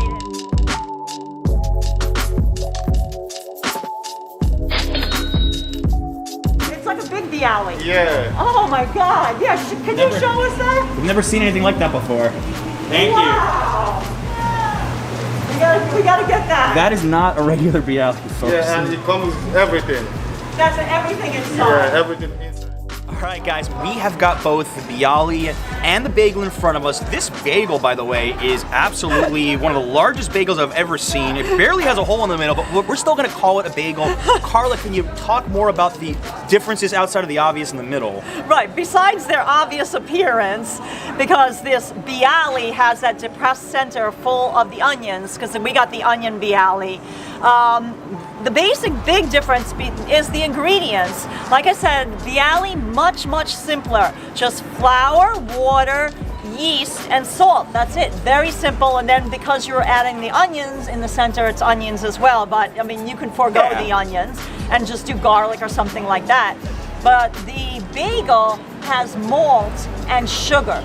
So like when you taste it, you can taste like the sweetness even in a plain bagel, but not the Bialy. The Bialy, to me, I would say like the dough itself is like the consistency and the taste of like pizza dough if you didn't put sauce or cheese on it. If you just ate the pizza dough, you know, crust or something like that. Here we go. I haven't had this in a long time. Going in.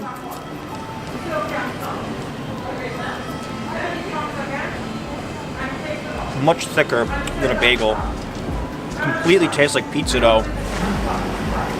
I see that. You can feel it, right? And then it's airy, but not like the big airiness that's in a in a bagel. And you know, it's not as high, obviously. It's, I mean, it's denser. Right, it is denser. Definitely.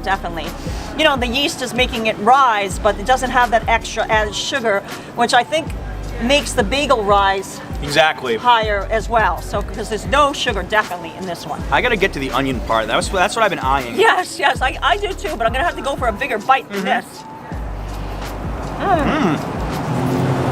Oh, you got to the onion. I ripped right to it.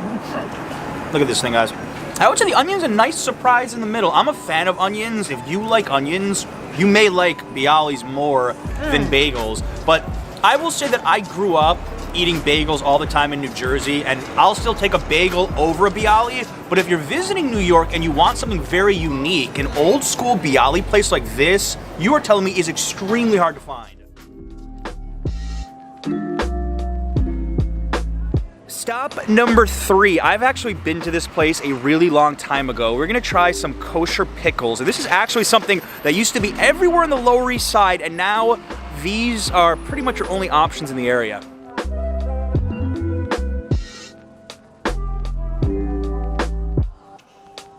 So the people brought over what they knew how to do. They knew how to make pickles. It was an inexpensive item, and it felt like home cooking. The home food store. At that time, it was a nickel for a pickle. New pickle. See how green it is? Right, so that's kind of like closest it can be to a cucumber. Yes, it's only been pickled for 1 to 10 days. Wow. And after 2 weeks,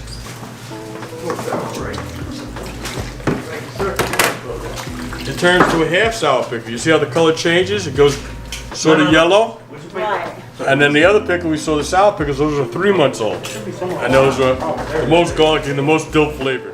So we're going with the classic. We've been doing classics all day. Sour pickle, super sour, right? Full sour this is. Full sour. 3 weeks curing. 3 weeks for this. Okay, let's do it.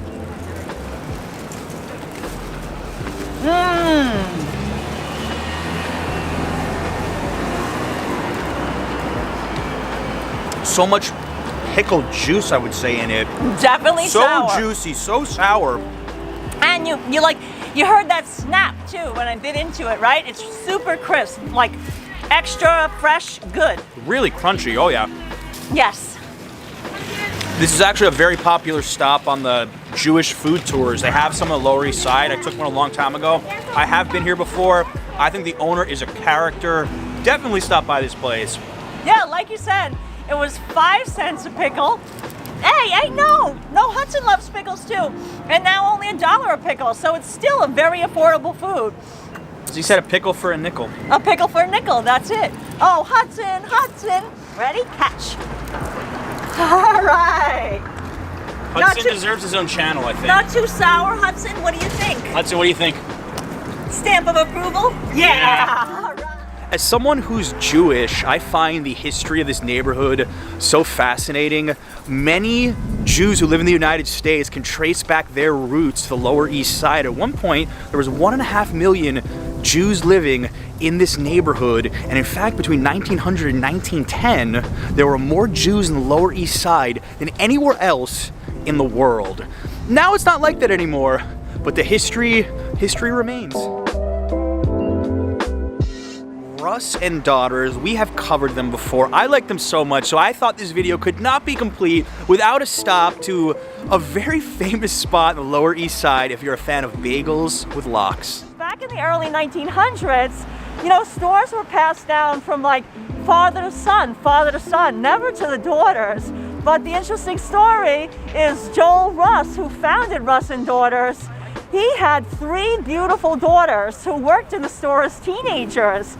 And he quickly realized that his store became the most popular appetizing store in the early 1900s because people would come in to flirt with his daughters. Like the, little matchmaking going on or whatever it was.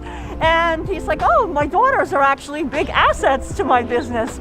Let me put them on the sign, because before then it was called Joel Russ Cut Rate Appetizer.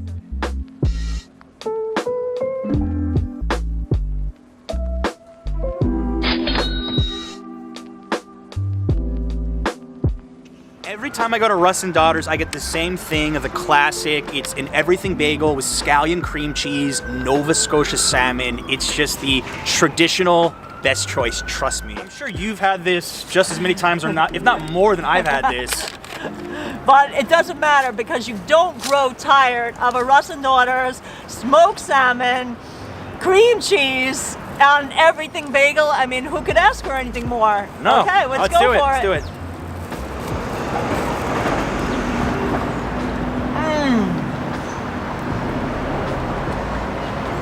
This is what mornings need to taste like.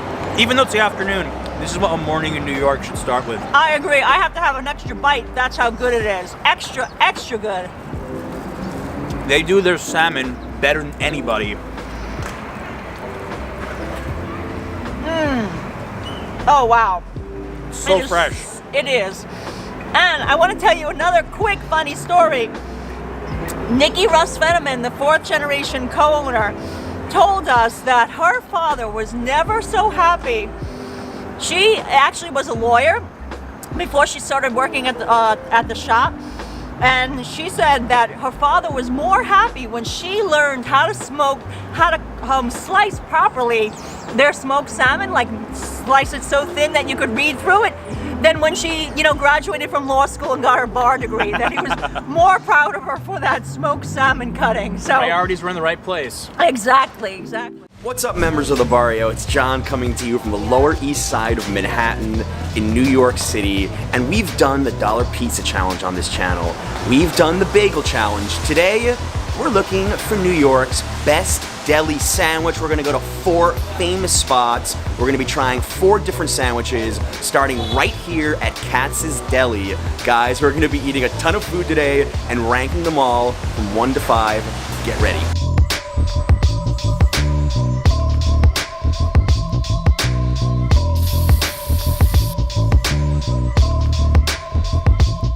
We're starting the tour at Katz's. This is the oldest deli on our list. Open since 1888, in this location since 1917. The most important rule of Katz, do not lose your ticket. They will charge you a lot of money if you do. Corned beef and pastrami on rye.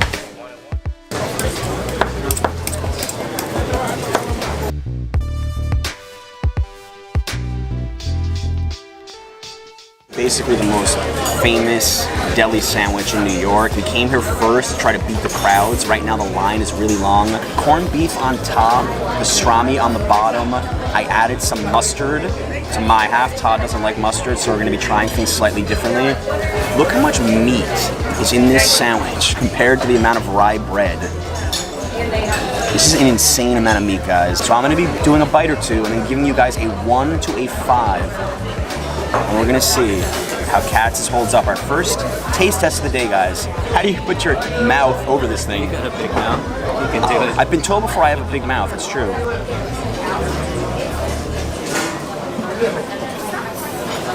Well, I love the rye bread, and I like the combination of the corned beef on top and the pastrami on the bottom, because you have the saltier, thicker meat here, and then you have the thinner, juicier pastrami on the bottom. It's a little fattier. I love adding the mustard. The mustard here is very good.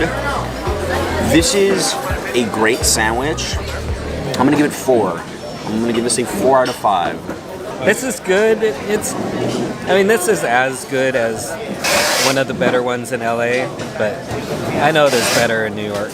Guys, we've still got 3 more places to go, so that's a lot more pastrami and corned beef for us to be sampling. But you know, this place is a classic. It's been around forever. It's your prototypical New York Jewish deli. We're just getting started.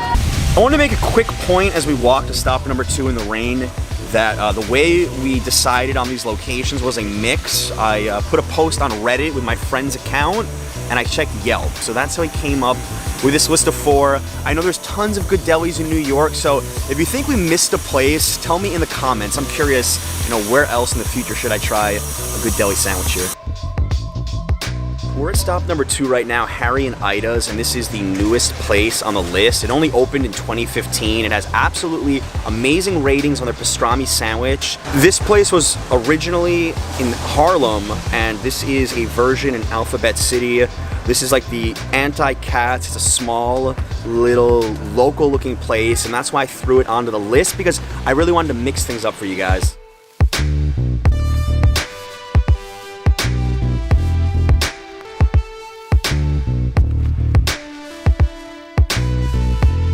The famous pastrami sandwich here. This is so much more different than Katz. It's cheaper, it's only $19. Just pastrami. Not as big as Katz's sandwich, but it has some unique features. If you look inside, it has cucumbers, anchovy mustard, really thick brisket, which has been cured really well, as you can tell, and this long roll French bread. This is not the traditional rye that you would find at a place like Katz's. It's easier to eat, it's not as big. Good or bad, I don't know. I actually think I prefer the rye bread with pastrami. I think the pastrami here is excellent. It's juicy. I like the cucumber, but I think I'm more of a traditionalist. Because the pastrami is so good, I'm gonna give this a 4. But I think I'm just too traditional, where I want that rye bread perhaps to really like my deli sandwich. The meat is excellent.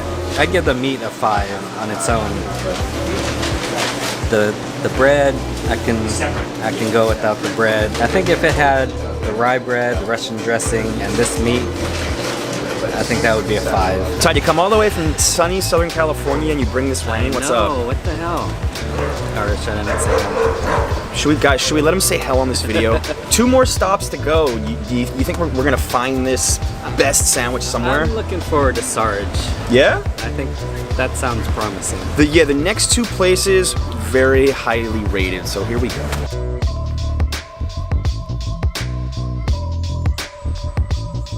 We're in front of Sarge's Deli on East 36th Street, and this place is your quintessential New York delicatessen. It's open 24 hours a day, 7 days a week.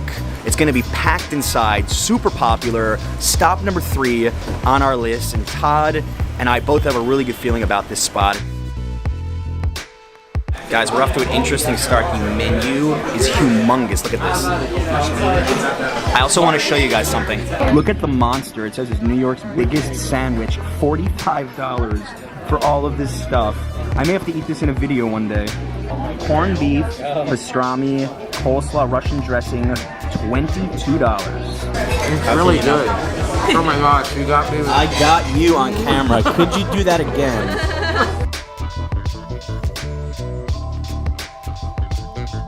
This is the Sarge's version of the pastrami and corned beef. It has a bunch of extras built into it. This thing is enormous. This is actually bigger than Katz's sandwich, which really impresses me a lot. We've got Russian dressing, coleslaw, then we have the pastrami stacked on top of the corned beef and that traditional rye bread.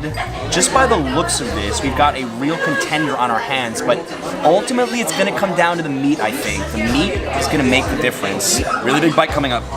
This thing's like falling apart. I might only have one good bite.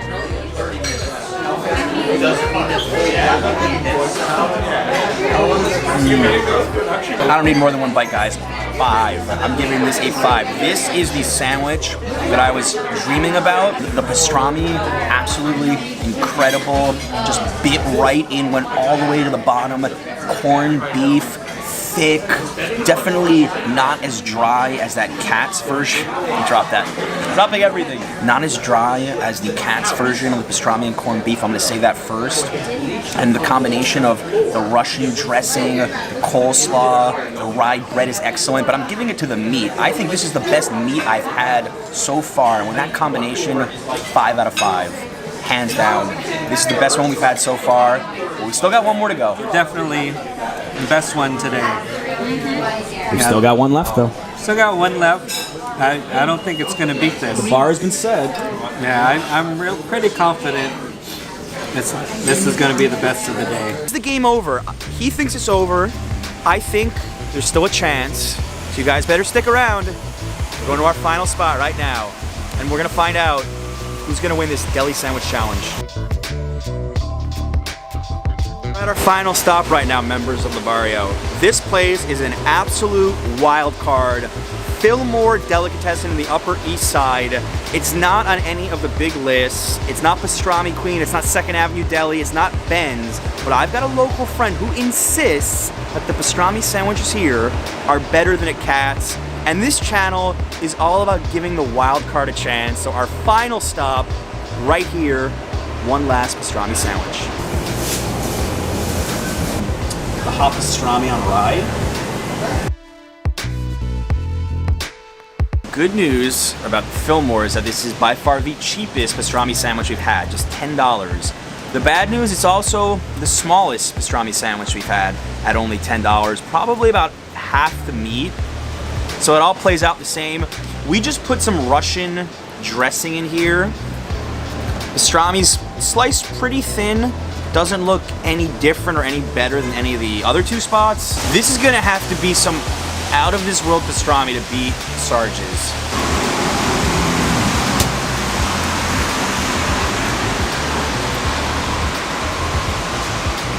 That's not bad, actually. I'm impressed. I thought this would be much worse. Juicy. Rye bread is okay, but it doesn't have that cured taste of Sarge's and Katz's. I just don't feel like this isn't necessarily the specialty here, like they specialize in other types of meats. So I would say for the price, it's a good value, but compared to the heavyweights that this is up against, I'm gonna give this a 3.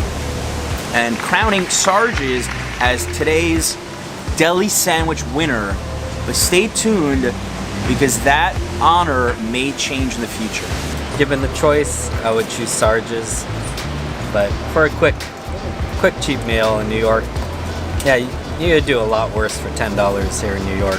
What's up, members of the barrio? It's John coming to you from the greatest city in the world, New York, and today we are going to be doing a comparison between two cities and one type of food that they each hold near and dear to their heart, the bagel. And we're going to be comparing New York versus Montreal, and I'm going to be trying each type of bagel in this video and letting you know my thoughts on which one I prefer. It's very subjective, but I think we're gonna have a lot of fun with this.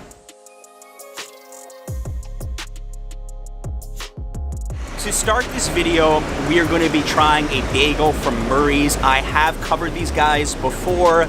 We did a whole best bagel challenge in New York. While these guys didn't win the video, I do think they're very high quality. So a good sample for the New York bagel.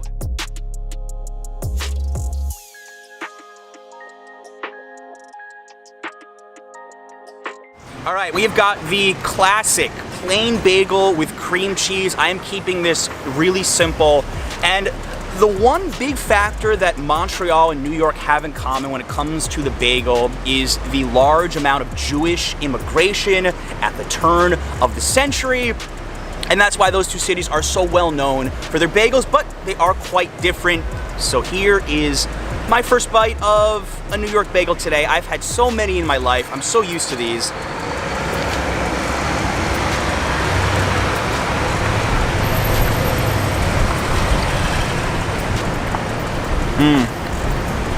Soft, chewy, doughy. Now, one of the things that makes New York bagels special is usually you want to put a lot of cream cheese in it or lox, something to add a little bit of extra flavor, and that's where we're going to show you some differences when it comes to the Montreal bagel. But this is just great. I think we actually got a pretty fresh one this time around. Last time I was at Murray's, I don't think it was as fresh. This is definitely the best bagel I've had so far ever from Murray's, but they went absolutely nuts with the cream cheese, which to me is perfectly fine. And one of the big characteristics of New York bagels is that they are pretty large. I mean, look at this thing as I get it really dirty. You know, one bagel with cream cheese, some coffee, you've got a pretty solid breakfast. Sometimes I like to throw egg in if I'm feeling like eating a little bit more, but I think Murray's is always a good option, especially when you're in the Greenwich Village area. I may personally like bagels on the square a little bit more, which is also closer to my apartment, but these are great bagels. Yeah, they go a little nuts with the cream cheese, but you really can't beat the soft texture, the doughiness of it. And yeah, I really do enjoy the bagels at Murray's, but like John, I am also very curious to try them in Montreal. My favorite bagel in New York City, you're gonna have to find out. As I mentioned before, check out my bagel challenge video. So we've done your typical analysis of a New York City bagel. Murray's fit just about every common characteristic, but now it's time to find out more about Montreal bagels. And instead of going to a place in New York to do it, we're going to Montreal.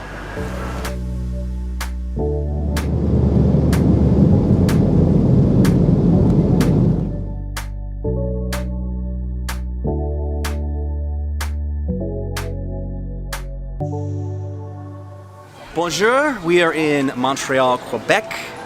Did you guys really think that I would go to a New York City Montreal bagel place? No, we are in Montreal. I have come here just for this video. Well, sort of. So we're in front of Fairmount Bagels, which is one of the most famous bagel spots in the entire country. I've been told by many locals this is the place to go to try a Montreal bagel. We're gonna see what the differences actually are. Let's get inside that line's forming. First thing I've noticed since we've walked in is the strong smell of sesame seeds. I love sesame seeds though. Next please, suivant. 155. Same? Yeah.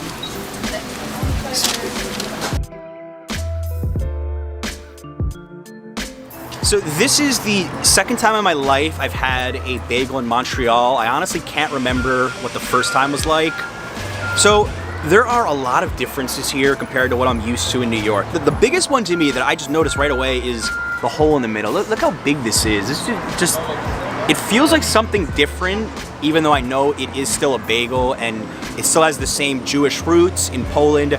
That's the first thing. The second is it seemed like the default choice at Fairmount was sesame seed, which I love. Sesame is one of my favorites. For other people, they did have different choices, but you saw sesame in just about every single bag, so you can tell this is the fan favorite. The other thing is, this is a lot smaller than your typical New York bagel, and in my hand, it's very light, very dense. They do boil this in water that has honey in it, so we're gonna see if I notice that sweetness on the first bite. Let's go. I put some cream cheese in. In Montreal, they don't apply cream cheese for you. You have to get a little tiny tub of it. You do it yourself outside. New York, they just go crazy with it. So very different, but still a bagel. Here we go. New York versus Montreal.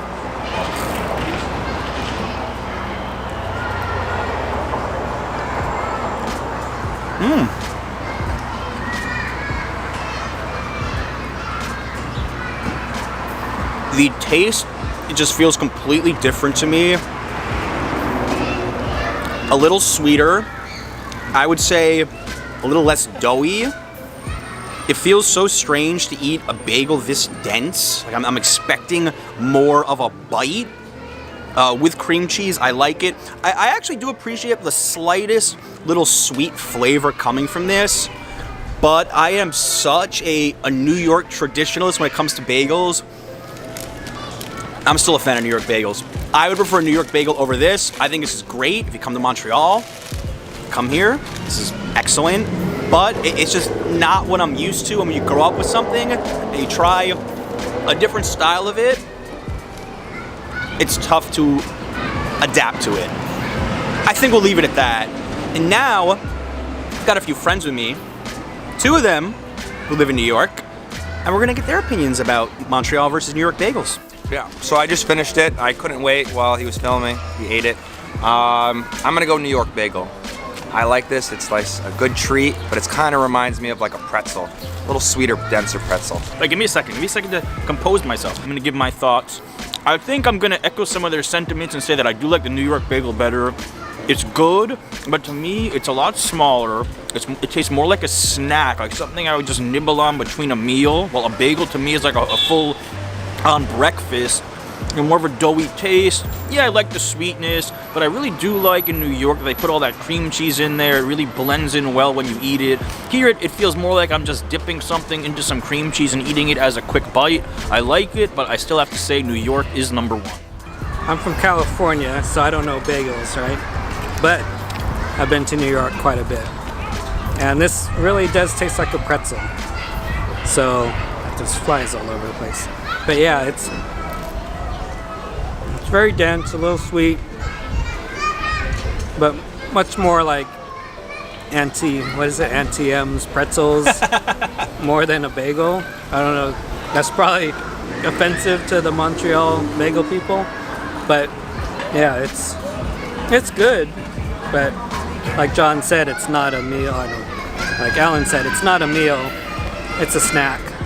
Very little cream cheese. This is like a quarter of the cream cheese you get on a New York bagel. But it's cheap. One thing to add is that these are piping hot. Even when you're holding it in your hand, I've never had a New York bagel that felt this warm as soon as they gave it to you. And they must have like 50 or 100 bagels, especially the sesame ones, all sitting in one area. So I'm just curious how they keep them all so warm when they give it to you. It's very impressive. Montreal bagel and a New York bagel, they're so different that honestly, I just don't really think it would be fair to truly compare them if you're used to one style over the other. So you guys gotta tell me down below in the comments, it's your turn. Have you had both bagels and which one do you like more? That is what I'm really curious about. Because for me, a bagel will always be the Northeastern New York style bagel. Just what I grew up with. But Fairmount was fun. I've just got too many spots in New York City that I am really, really fond of. Brooklyn, home to some of the best pizza on the planet. Today, we're taking Mary Jane, an Italian YouTuber living in New York, to try Brooklyn pizza for the first time and see her reaction. We've got 3 big-name slice joints lined up. This is going to be one tasty adventure. I can promise you that. All right, guys, for our first stop on this Brooklyn pizza tour, we are going to Luigi's, and this place has been around since 1973. It is a staple in South Slope, and I think our guest is gonna like this spot a lot. First time trying Brooklyn pizza, what are your expectations? Maybe a little bit more Italian, because just running around Brooklyn, seeing the places from outside, the pizza places, they look more Italian inspired than the ones in Manhattan. good things about you guys. Thank you. Oh, you're welcome. She's from Italy, so she's going to be responding to it. Oh, yes, Italiano. Sei mai stato? Sei mai stato a visitare? Sì. Ah, bravo. You were saying where you were from, right? Yeah.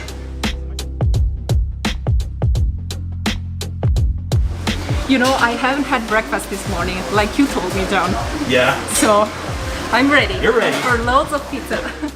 Management here gave us a few samples. They're very generous, so thank you to them. And this is going to be a good experience to start this video already for Mary Jane. We've got so many different types of pizzas to sample here. Okay, I'll go with the plain one. So hungry?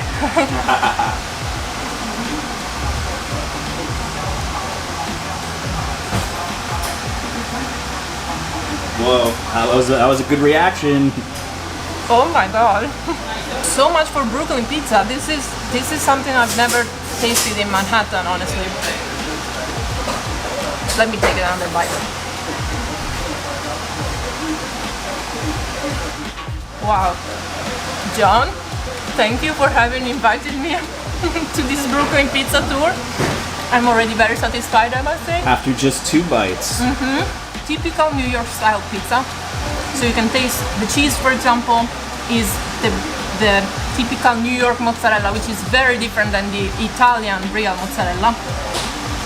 But the sauce of this pizza is amazing. The tomato sauce, it has such a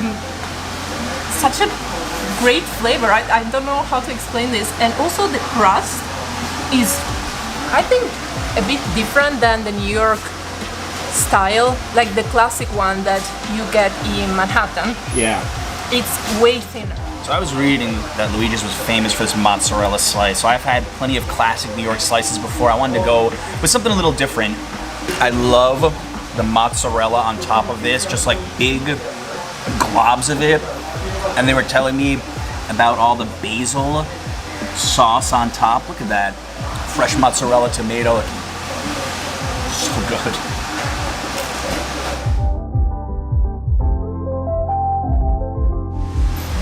This might be the best plain cheese New York style slice that I've ever had. And my son's 3.5 years old, and he's Luigi too. So 3 Luigis. Well, I'm Giovanni. Oh, you're Giovanni. I'm Giovanni Luigi. Yeah. I'm after my grandfather. He's after his grandfather. You know, the tradition. Mary Jane makes friends everywhere she goes. We got free shirts. I'm gonna wear this with pride in Manhattan. Bye, thank you so much. Guys, I just want to say that we came into Luigi's. They had no idea who we were. I didn't tell them how many subscribers I had. They just invited us to film, let us try extra samples. That was so cool of them. Your first experience in Brooklyn, pretty good, right? Oh yeah, pretty impressive. All right, so we've taken the subway to Bensonhurst. We are in front of J&V Pizzeria. This spot's been around since 1950. It was the first place to serve slices in Bensonhurst, and it's a big neighborhood spot. Truthfully, I've never even tried it, so I'm excited for this, and I'm sure Mary Jane is equally as excited. Let's go, let's try it. Would you like seeing the pork store across the street right there?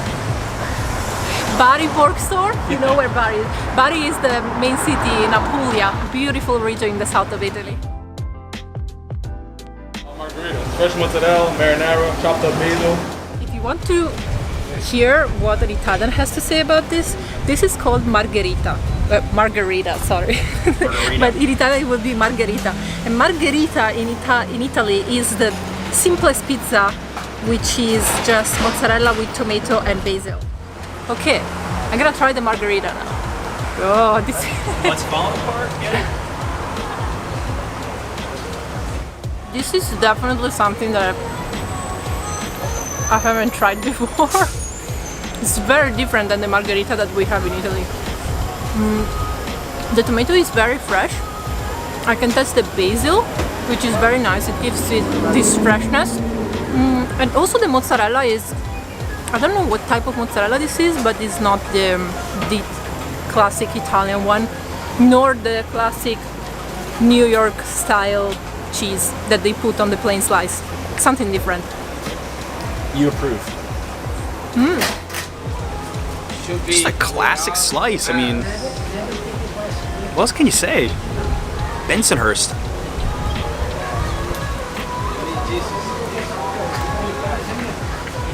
cheese is just stringy enough too. I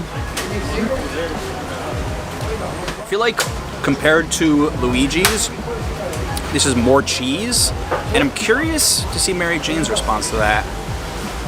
There's so much cheese in this slice.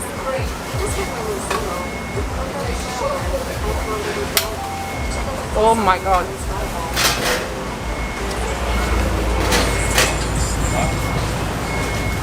So much cheese. This is definitely very American style. I mean New York style pizza. It's very tasty, very full of flavor. It's very tasty. It's like the perfect, how would you say it? Perfect food for when you're drunk. That's one way of putting it. Guys, I just want to remind you that we're having a special promotion for the month of August. If you join our Patreon, I'm going to send you one of these vintage postcards handwritten from New York City on me. Details down below if you want to support what we do on this channel. Videos like this. We didn't tell any of the owners we're coming. We paid for all this stuff. Check out the link in the description. Thanks a lot, guys. You gonna have dinner tonight? This is it. I think I'm done eating for 24 hours after today. I'm gonna bike later, so probably I'll have dinner too. All right, Mary Jane, we've done 2 spots. We got 1 more to go. What were your final thoughts on J&V? J&V, I would say, is the classic New York spot. It was good, and if you like the plain cheese slice with a lot of cheese and very tasty, like American way, this is the perfect spot, definitely. For our last stop, we are at a destination in Brooklyn, L&B Spumoni Gardens. This place is absolutely packed. This is a really well-known pizza place. I mean, it doesn't need much of an introduction if you live in Brooklyn, but they have been super famous for their Sicilian pies since the 1950s. And we've got a lot to say about this spot. Very curious, it's so packed here, so many people. It's a big place, and I've heard about it before. So I'm curious to see how is their upside down Sicilian slice. All right, Mary Jane, this is by far the most unique slice that we've had in the video, maybe that you've ever seen. I've waited so long to try this pizza, so I'm very excited.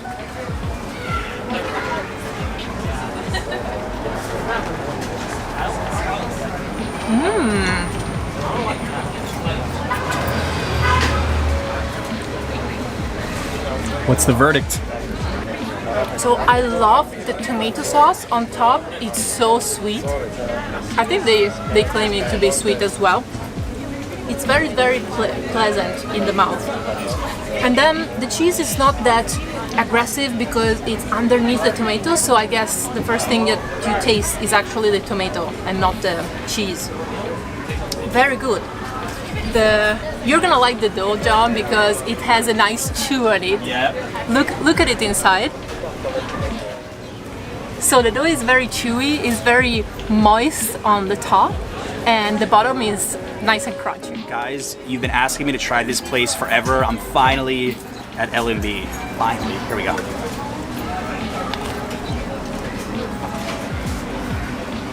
Oh, that's good.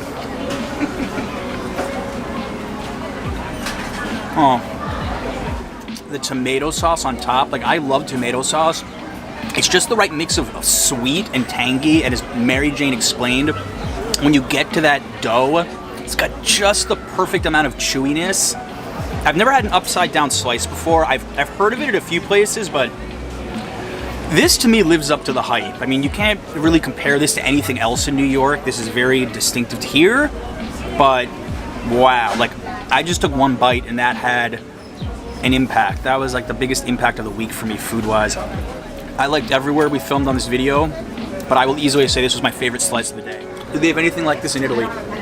Even close? No, this would be too sweet of a tomato for Italy, for the Italian standard taste. You know, we have good food, but we are very, very traditional in Italy about food, and we don't like to experiment that much. So, yeah, tomato is usually not so sweet, and people would not accept a slice like this in Italy. Look at this. Look at this.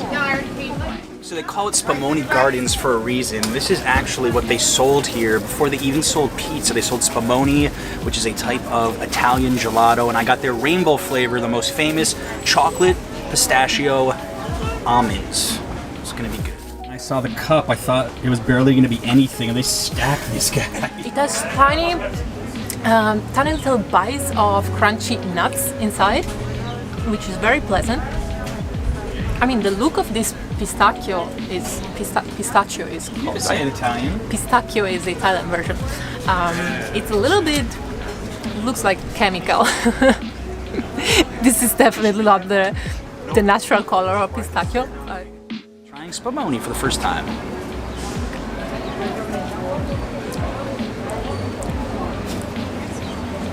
You know, Mary Jane was absolutely right. This is so hard to describe. It's like this big flavor fusion of everything.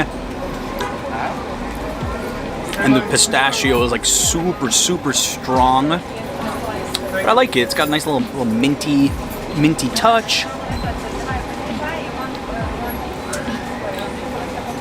Yeah. It's just growing on me. The more I eat this, the more flavors I mix, the happier I get.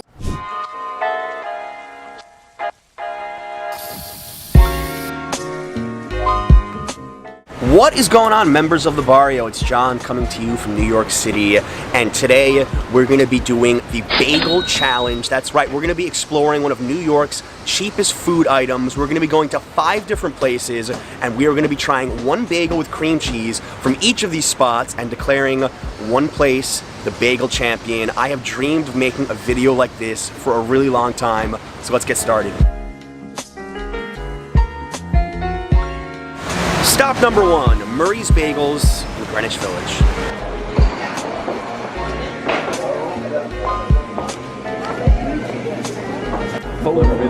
Oh, you see my stuff? Yeah. Oh, what's your name? John. Nice to meet you, man.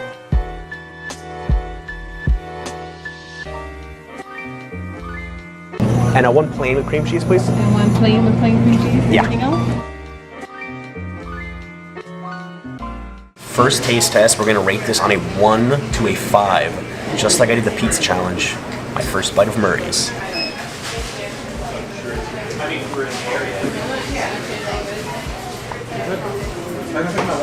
I like the cream cheese. I don't know if I got the freshest bagel per se. I'm gonna take one more bite. Maybe not as crunchy as I would normally like for a bagel. I'm gonna give it 3 out of 5.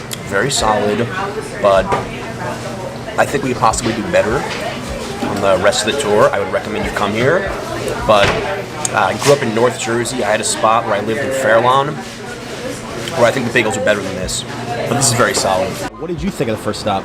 I slightly disagreed with you. I think I would give them 4 stars. I thought it was good. The cream cheese, the sesame bagel I had, it really blended together well. Yeah, maybe it wasn't as hard and crunchy as some of the bagels you're used to, but for me, I thought it was really good. We are going to stop number 2, which is in Chelsea. In fact, the first 3 places that we're going to are all going to be within walking distance.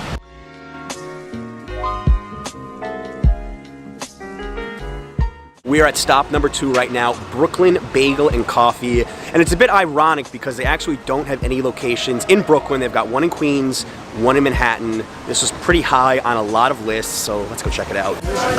Humongous line here.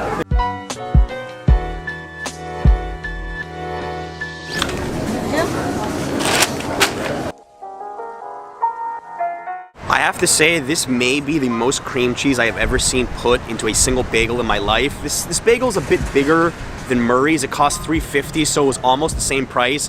And I do want to note that we chose these places based on a mixture of Yelp reviews and a couple of food blogs, but if there's any places you think we missed, definitely tell us in the comments. All right, plain bagel with cream cheese, test number 2.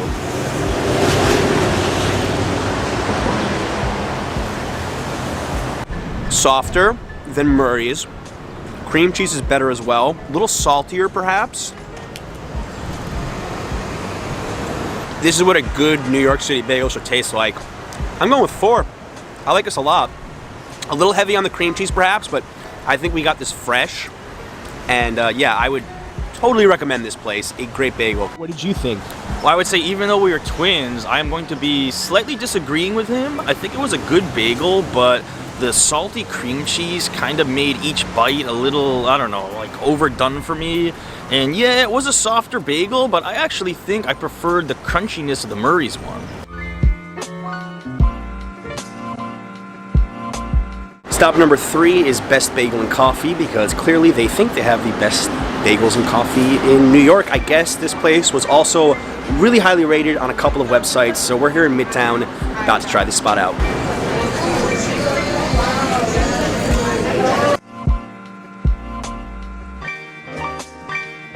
$63. Thank you.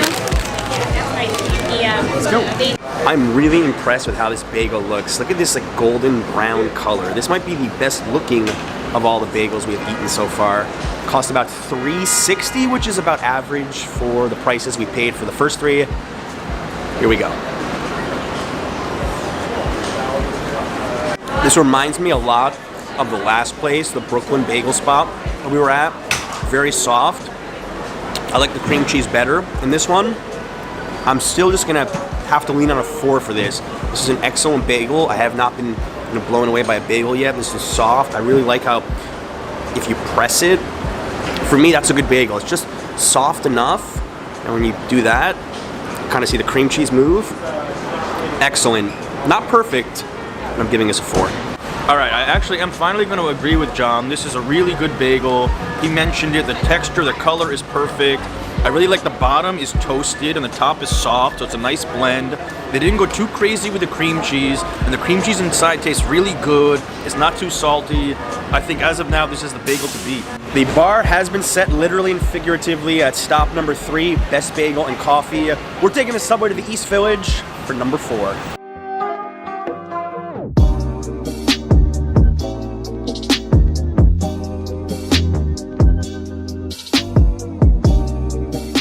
We made it to 2nd Avenue Station. We are about to walk up through the East Village to get to Tompkins Square Bagels, which is really well known in New York City. The East Village is definitely one of my favorite neighborhoods in the entire city. It's a really cool spot, especially for younger people if you want to have a lot of cheaper restaurants and places to go out, almost by Tompkins Square Park.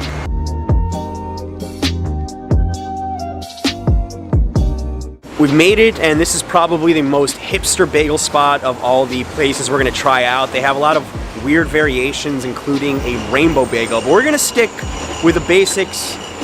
Plain bagel, cream cheese, not toasted.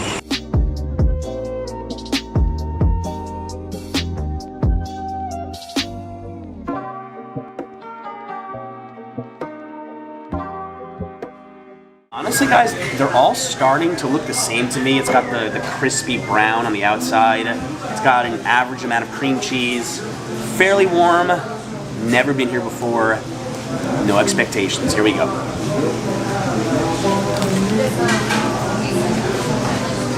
This reminds me of Murray's a lot. It's crunchy. Not as soft as I like, though, as far as the texture. The cream cheese isn't bad. I would say this is very solid, but nothing special. Gonna go with a 3 here. Woo! So far, Best Bagel and Coffee is the spot to beat from Midtown. We are gonna leave Manhattan and go to Brooklyn for our final stop in Park Slope, and I think this is gonna be a real contender.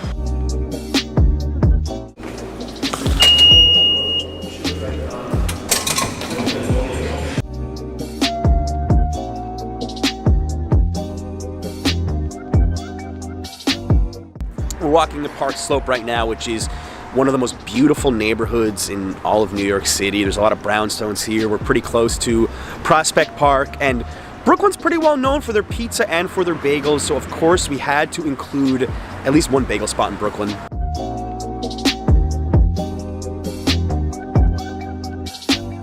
I can't believe it, guys. After 4 hours, we made it to the final stop, Bagel Hole, because it's kind of a hole in the wall. It's a tiny place, but it has won a lot of awards, so I don't know, maybe we've saved the best for last. Okay. Can I get a plain bagel with cream cheese? This is by far the cheapest bagel we've had today. Just $2.15. Plain bagel, cream cheese. We have not changed the recipe at all. It is a little bit smaller than some of the other ones. And I'm also curious, it's kind of later in the day, how fresh this is. But here we go. This is the last chance to beat Best Bagel and Coffee. Bagel whole taste test. That is really good. I think I need another bite though. This is it. This is the winner. I'm giving this 5.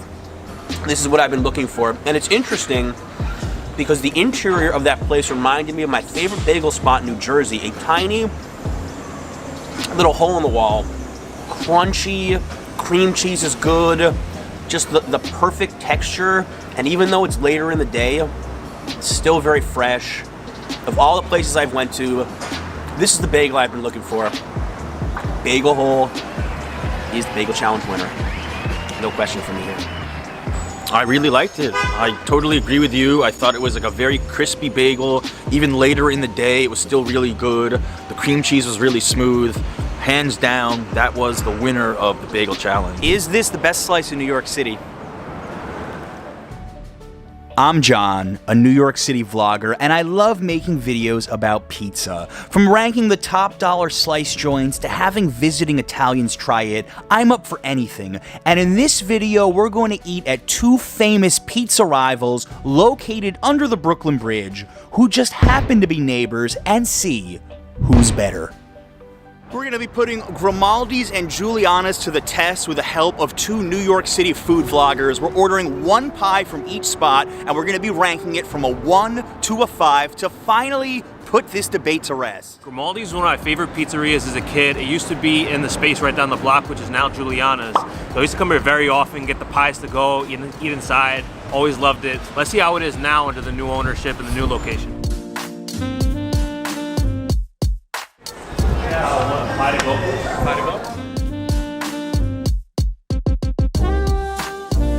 How long did that take to get? Yeah, about, say, 7 to 8 minutes. We've got our first pie. How much did it cost? This one's $20 for the smaller pie. $20 for the small margarita pie. Something to note, this is the first time I have ever seen no line in front of Juliana's or Grimaldi's. We timed this for midwinter, midweek. This was very intentional. Absolutely. Post-holiday season. Post-holiday season. All right, Greg, before we start, what kinds of things are we going to be looking for in this pizza taste test? Say definitely looking for the flavor of the crust. It has the right level of char from that coal oven, because the coal oven is very key to these pies. Not many coal ovens left in New York City, so it adds a special flavor to it. I say the flavor of the sauce, if it's not too salty, not too sweet, somewhere right in the middle. And the cheese got to have a nice flavor to it, nice creamy flavor. And I see there's a decent amount of basil on here, so looks pretty good. Greg is leading off the taste test challenge.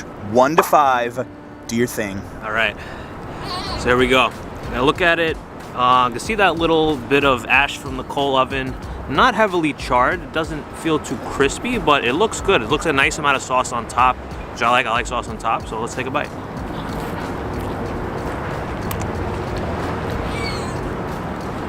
He needs another bite just in case. Sauce is a little salty. Not as much flavor on that crust as I would like from the coal oven. I'll give it 3.5. Is it as good as when you had it as a kid? I would say no. Jumi's up next. Uh-oh. Okay. She just went right in.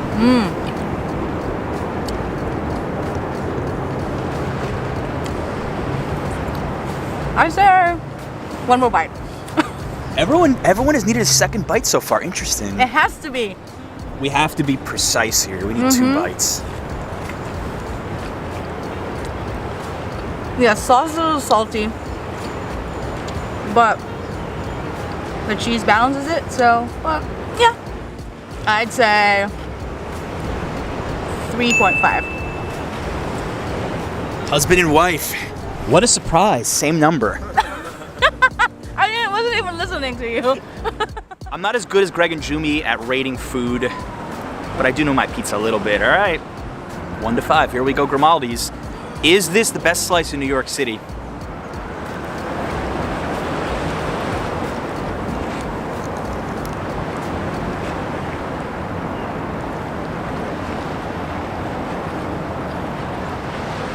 I need a second bite. It's good. I like the crust, but I feel like there's something lacking with the tomato sauce flavor. I don't know if it's too salty, as they were saying, something else. I'm gonna go with a 3.2. 3.2, okay. 3.2. We're gonna change the numbers just a little bit. A 3.2. Solid pizza. Definitely not the best in New York. Excited to try Juliana's though after this. So do we have a food tour tonight? Not tonight, but we do offer an awesome food tour and Airbnb experiences. We show you some of the best street food in New York City, a very local, off the beaten path experience. We'd love to have you. We hope to see you on one of our tours. See you soon. This is where the original Grimaldi's was. I went here so many times as a kid. I loved it. It's one of my first favorite pizzas in New York City, actually, growing up. Yeah, I'd even come with family. We'd actually call in the order 10 minutes before we got here so we could pick it up and just eat it in the car. All right, so there actually is a small line here at Juliana's. I don't think we're gonna be waiting too long. We gave Grimaldi's 3.5, 3.5, 3.2, about a 3.4 or so average. Hoping Juliana's can top it, but we're gonna be honest with you guys if it doesn't. Medium margarita pie?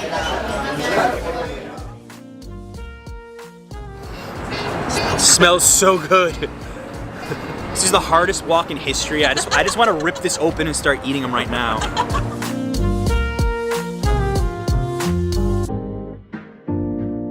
This looks very different than the Grimaldi's. You can tell right away. Look at all the oregano on there. The crust looks a little more charred. Looks, at first glance, it looks thinner. Hopefully more crisp. We will find out. So the score to beat for Greg is 3.5. Remember, 1 to 5, we're going to be tallying up the average at the end to see who wins. Time for Juliana's. All right. Say at first glance, it looks great. I'm a big fan of oregano too, so I see a lot of oregano here. Looks very well balanced. The crust looks very thin. I'm trying to get the best possible slice here for the first impression.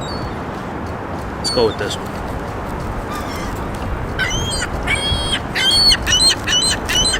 See, there's a little more color on the edge of that crust, and even the bottom's got a little bit of a flop, but it already feels more crisp than Grimaldi's. Let's take a bite.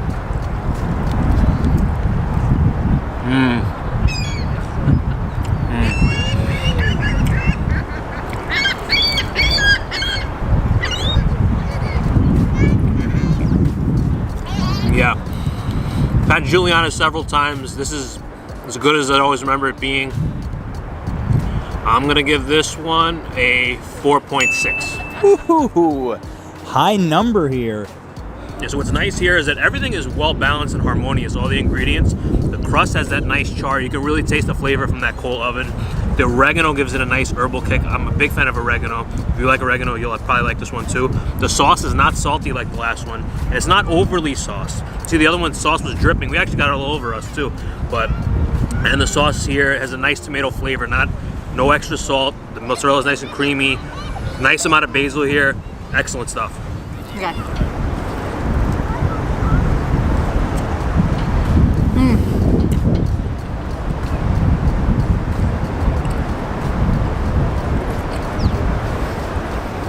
Okay, for me, with everything in here, basil, oregano, perfect balance of everything, 4.8. Ooh, almost perfect. Almost perfect.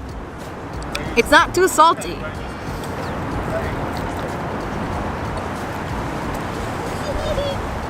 Yeah.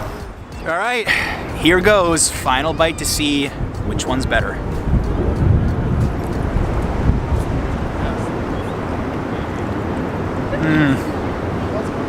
Just in case, one more.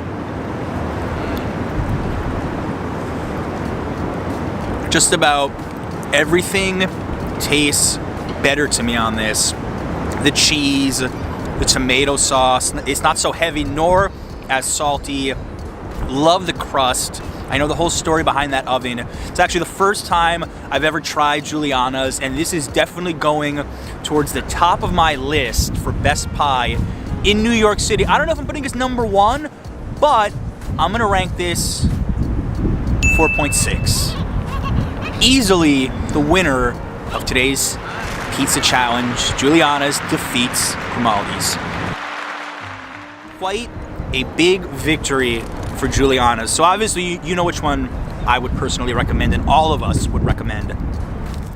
Grimaldi's, Juliana's, it's a very iconic location under the Brooklyn Bridge. A lot of people come here for the pizza. There's definitely one that stood out among them all, and that is Juliana's. You know, they have the original coal oven, and it's Patsy Grimaldi. He's icon in New York City pizza. He's worked at some of the best shops here, including he has the Patsy's in East Harlem. He had the original Grimaldi's here, and now Juliana's. You really taste the difference in that crust, that char. It's got that crisp at the edge, well-balanced flavors. It's got the oregano that makes it pop. The mozzarella is really good. The fresh mozzarella is delicious. The sauce is not salty nor too tangy. It's very well-balanced, delicious.